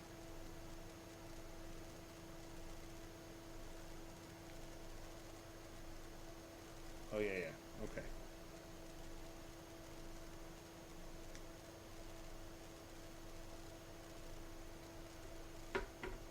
How many writers have introduced characters in games and got nothing? No, you're 100% correct on that one, too. almost all of them, it is a work for hire scenario, and as such, they have no rights to the characters. Okay. Now we need a 8 and a 6.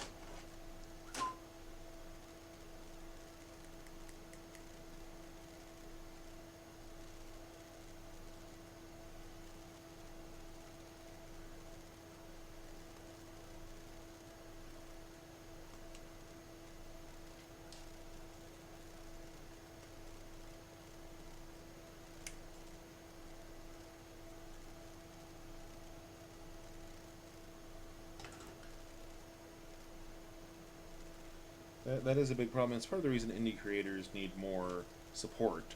Indie creators do get to make things that actually carry on with them. It's one of the reasons I feel bad about the whole Cave Story scenario. The guy who made Cave Story, he ended up in a bad contract with Nisalis. And so Cave Story Plus basically gives him no money anytime it sells, which already feels like bullshit. That such a thing would be allowed to happen. And yet, here we are. Okay, so A8.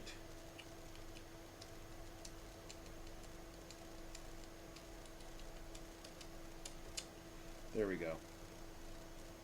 But yeah, so he has, like, no recourse, he's stuck, but he only gave them the rights to the Plus version. But, because of that, they have the marketing rights to the characters, which feels like bullshit as well. And nobody likes it. It's all sad. Okay, 6 and 5. Snipper snips.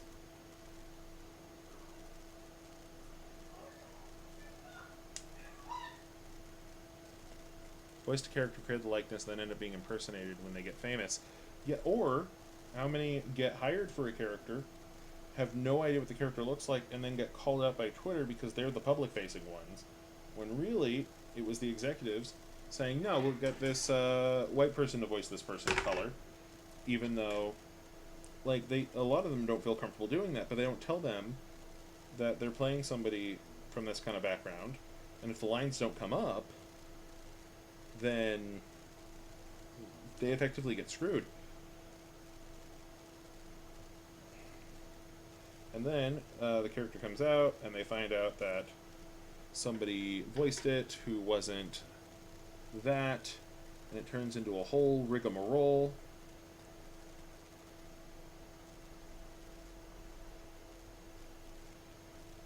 And then, like, they got to deal with that fallout, even though that wasn't their fault.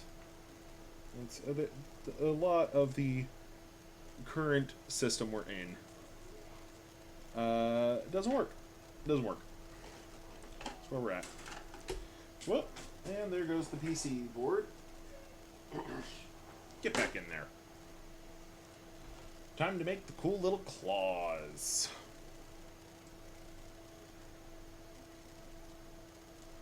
We need a system that likes artists and creatives better. And I don't think there's a single creative person or artsy person who would disagree with me on that.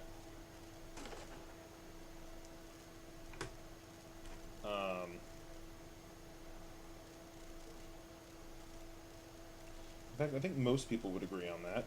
But we also, as a culture, Western society, has gone from art being something that, like, you get patronized for, and have, like, rich, important people love you for, to something that you live in a studio apartment and people make fun of you for. And it's bullshit. And I hate it. Okay, so B5 and B6. Okay. Uh-oh.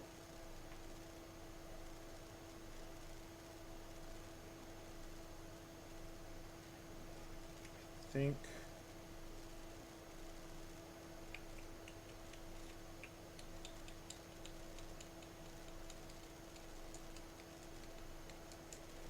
Shit.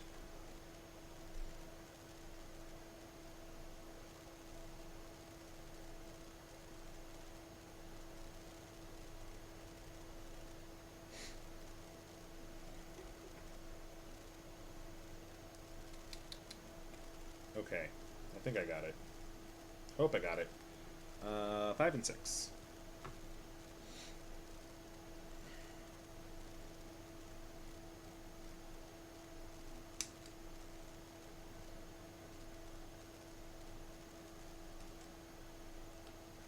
There we go. Yeah, it's a bit of an issue. It's a bit of a problema. But anyway, there are some problems there. Western culture, like I said, doesn't favor artists. They treat us like crap. I mean, I'm not much of one.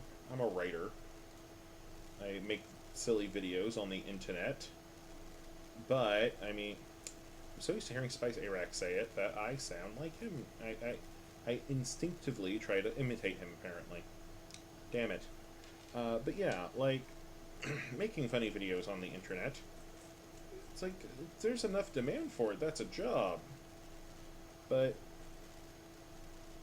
your options are either become one of the Paul brothers, that level of creator, and have all the money in the world and no friends, or be, you know, floundering your whole life, and that sucks too. And it's a whole deal. Well, and not to say that I don't appreciate the ones who have made it work the right way. They've done the work, they put in the time, and that's important. Ah, that's how you tell them apart. So, we want the one that, yeah, okay. It's gonna notch on to the second one. Great. Haha. Little claw arm. And it actually does the raise up claws. Good. We joked earlier about self-employment and unemployed, but I think the larger issue is people think of vocation and employment as a vehicle for money alone, and if money is your only currency in war, that you'll always see small self-employed businesses as a mistake. But why is the currency just money? Why can't we trade in joy and comfort and creation? Well, sadly, because I tried giving them comfort and creation at the grocery store, and they didn't take kindly to it. But I think you're right that we do need to change where our value system lies. And not just because I've been effectively working poor for the last couple of years, but I do think that we need to change our goals as a society, and we need to look very much into the idea of a UBI. I think a UBI, I realize that that's like the ultimate of socialism, but I think that kind of system allows for people to be more creative. Also, a shorter work week. I think 40 hours is bullshit, especially because when you look at all the work from the 60s, they were talking about how they were going to get to a 20 or 10-hour work week, where computers and robots would take up so much of it that most people would be able to live in the lap of luxury. And it's like, you know what? What happened? Oh, right. People got greedy. Greedy executives got greedy. Didn't like the idea of people being able to work and think for themselves. And so that got taken away. And frankly, it shouldn't have. Instead, you get an office job and you just kind of sit and putz around. Or you get backbreaking labor that you can't take a break. And I worry about that one because my father-in-law works for Amazon warehouses.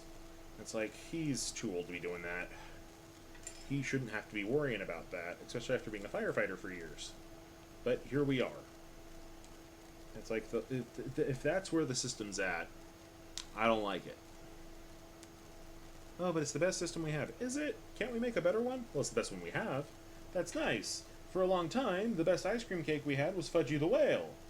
But then Cookie Puss came along. For a while, the best ice cream was bubblegum.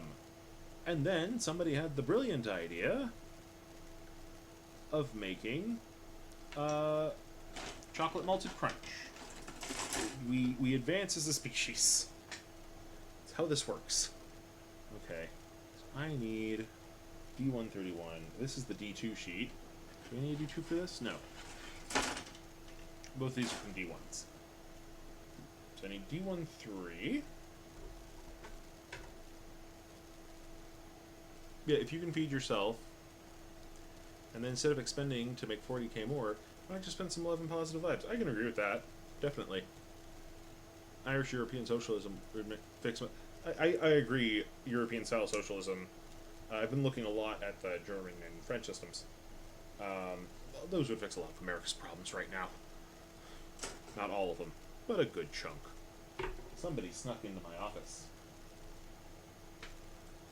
Okay. Oh, right, it's trash day. I mentioned that earlier, even.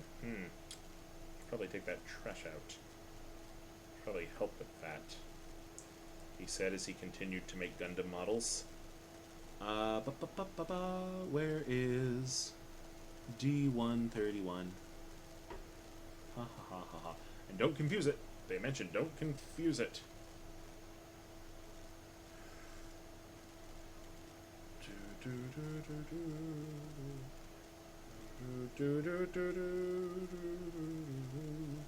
Alright, yeah, there's everything's screwed. Everything's screwed up. I don't think anyone would look at the world right now and think it's perfect. There's a goddamn pandemic going on. Though there are, of course, some people who look at it and go, no, there's not. That's a hoax to make Bill Gates put a microchip in you. Shut up. Oh, but you can't be mean to them. That's their beliefs. No, no, no. Beliefs are things that help you make the world a better place. That's a conspiracy theory. And not a real conspiracy, like the fact that Mattress Firm doesn't actually exist. It's a money laundering system. I'm only 30% joking about that. Like, I started looking at it because I was making fun of conspiracy theories. And I still think most of the conspiracy theories are theories. And they're dumb. But then that one's like, nah, that one adds up. That makes a lot of sense. The idea that Denver International Airport was made by Satanists? No, that's stupid. Who would believe that? The idea that an entire mattress company is run by the mob? Yeah, I could see it. I could see it. Average American works more, pays about the same in taxes, is supported less, and hasn't had a pay increase about 10% in a period of time. We're wealth generation. Yeah, you're 100% correct on that, Celtic thickness. But Ireland has 6 million people. We have an app that you can report being sick with COVID to. And that alerts... Oh, we have that too now. At least the state of California does. I have it on my phone. It uses Bluetooth to track where you've been. Not every state has it, but California, at least, is kind of on the cutting edge of that part. So I've been running the contact tracing app. There we go. I can speak. And, like, I've been running it. It's admittedly taking up a lot of my battery.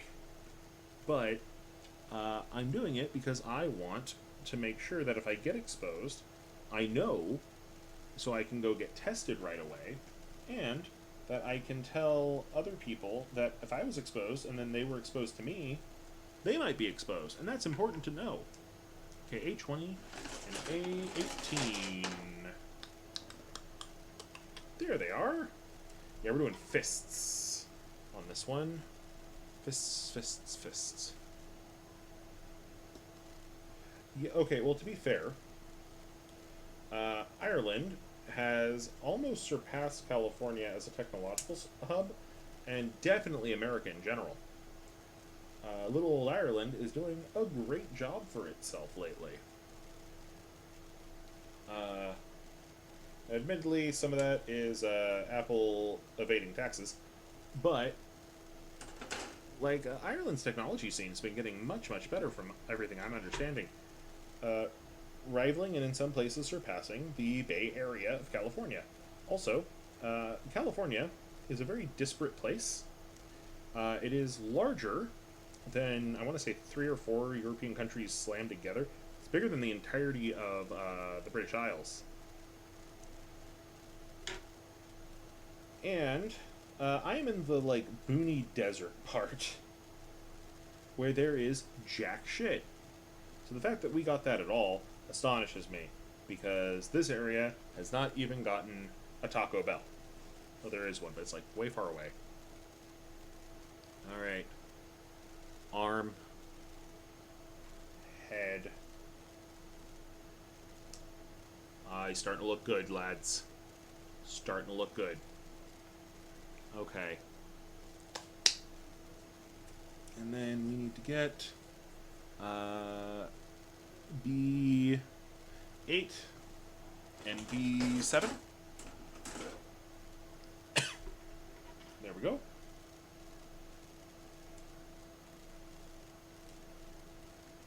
Like 70 years ago, we were all impoverished state. Ireland was. Under British rule, and now our leading industries are pharmaceuticals and computer science, and our average citizen is among the wealthiest in the world. I'm below average. Okay, true, but if you had gone 50 years further back, you could say the same thing as America almost. That we were a failed British colony that had just gotten out of so 120 years ago. We had just gotten out of a civil war. We were trying to expand. The only thing that really helped us was all that Californian gold and the work of all those Chinese immigrants, most of whom we kicked out because we were jerks. And then, even different states in America have very different standards of living, and different chunks of states have different standards of living. Fucking San Francisco is a mess, in that you have people making the same amount that they would make down here in the desert, but in the desert, that amount is enough to, like, get a house, or at least a decent apartment. But up in San Francisco, that's enough to live in your car. Oh, okay, artists don't pay taxes in Ireland. That's a good enough reason for me to move. Hee hee. No. I wouldn't do that. Maybe I'd do that. We'll see how things go after Biden's run is over. Hopefully we go more left and not more hard right like we did last time after we had a Democrat. I don't want to get political. Let's go back to D&D. D&D sounds great.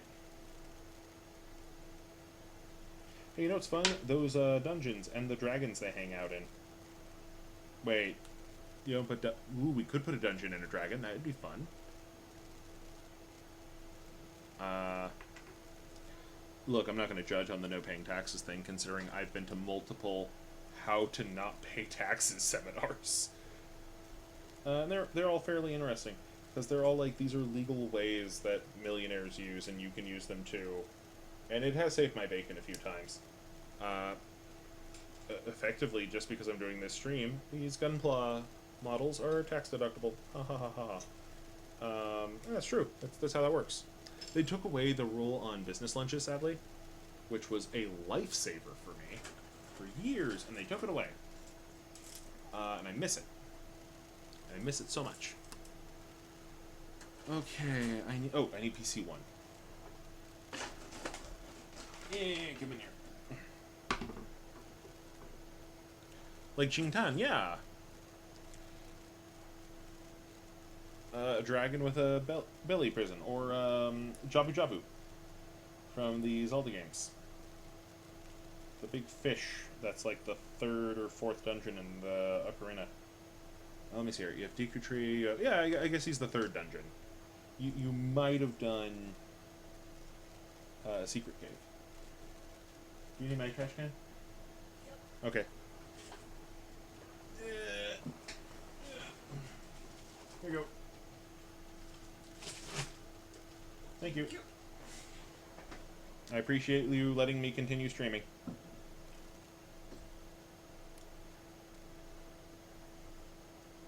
Well, because I was more than willing to pause this to go, do the thing. Well, that's the question, is how would you enchant or imprison the creature? Who says you have to? What if it just doesn't digest very fast? Now that said, one of my favorite ideas that I have basically stolen. I stole it from Reddit. Though I may have seen it on Tumblr first. I don't remember. Is the city of Salt in the Wounds. And the city of Salt in the Wounds is a city, naturally, it's in the name, with... Oh, are there stickers on these? Yes. Yes, there are. What stickers go on these? These take that symbol. That is black. You know what I'm going to do? I'm going to take out my black Gunpla marker.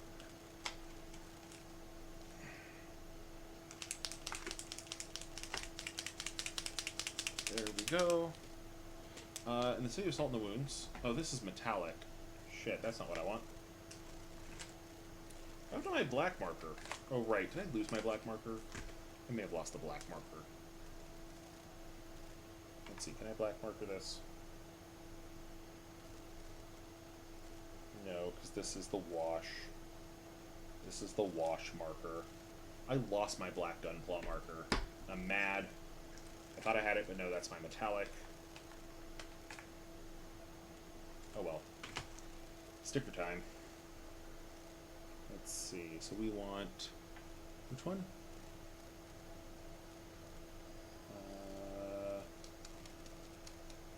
That symbol. Okay.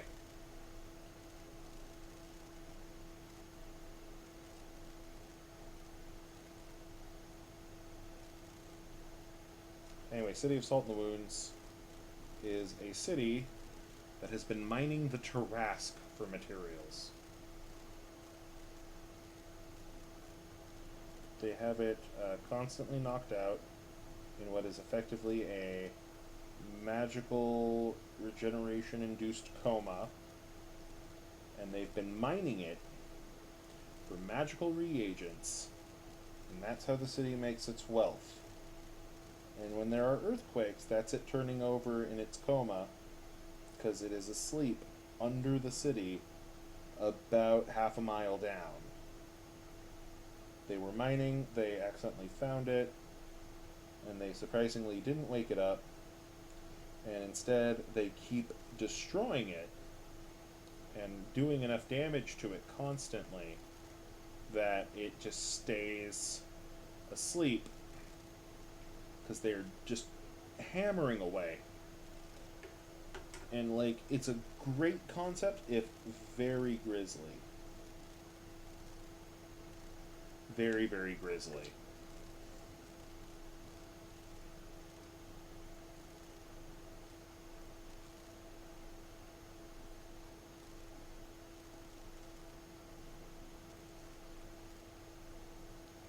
And, like, just messed up, honestly.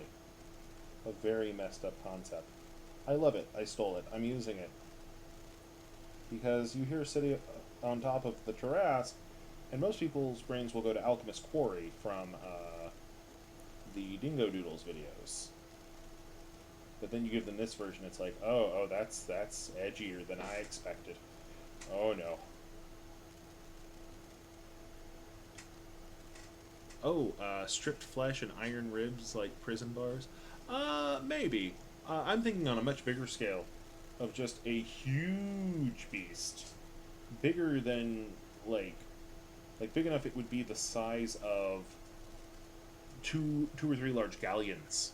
Like the size of a cruise ship. And that beast, it digests so slowly that you can just kind of stay up in the safe parts and build buildings in there. And so that's how they imprison people, is they feed them to the beast. Because now if you try to escape, you have to deal with, like, its immune system and its muscles. And you have to, like, somehow get it to throw up. Or find your way out the other end through all the acid. Because when you think of a prison, I think of something like Alcatraz. Or the Boiling Rock from Avatar. It should be something that's dang near impossible to get out of if you want your players to be challenged. It should be a prison break should be a dungeon in and of itself. That said, I can see why some people would not want to do a prison break dungeon, and that's valid. That's rather valid. Because you can't do that all the time. That'd be insane. You would have to be a crazy person to always do prison breaks, and your players would get bored. Nobody wants bored players. I need a black Gunpla marker. I might... I got some Amazon gift cards, and I spent most of it on, like, things I needed. I think I might do part of it on a black Gunpla marker for myself. Alright, D132. Where are you? That is D2.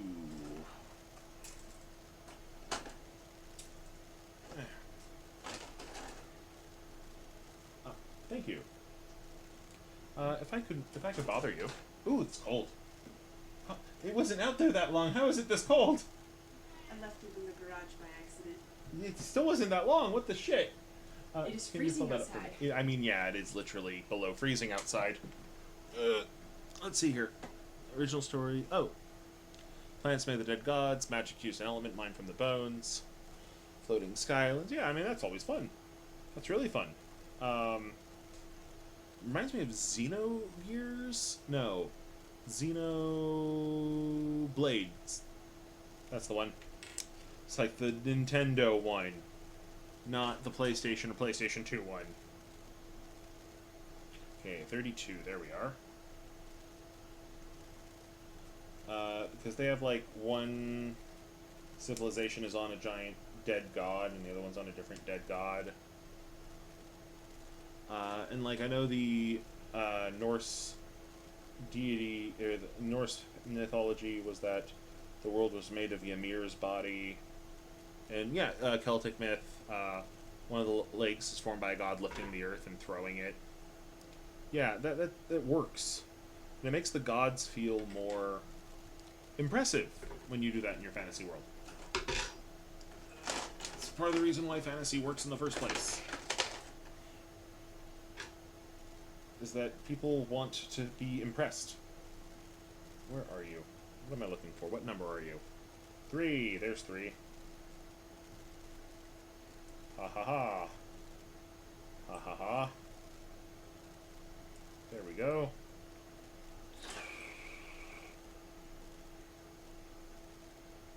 Oh, yeah, I should probably shape part of that. I should shape the nibblins down on that one. That one's got some rough nibblins.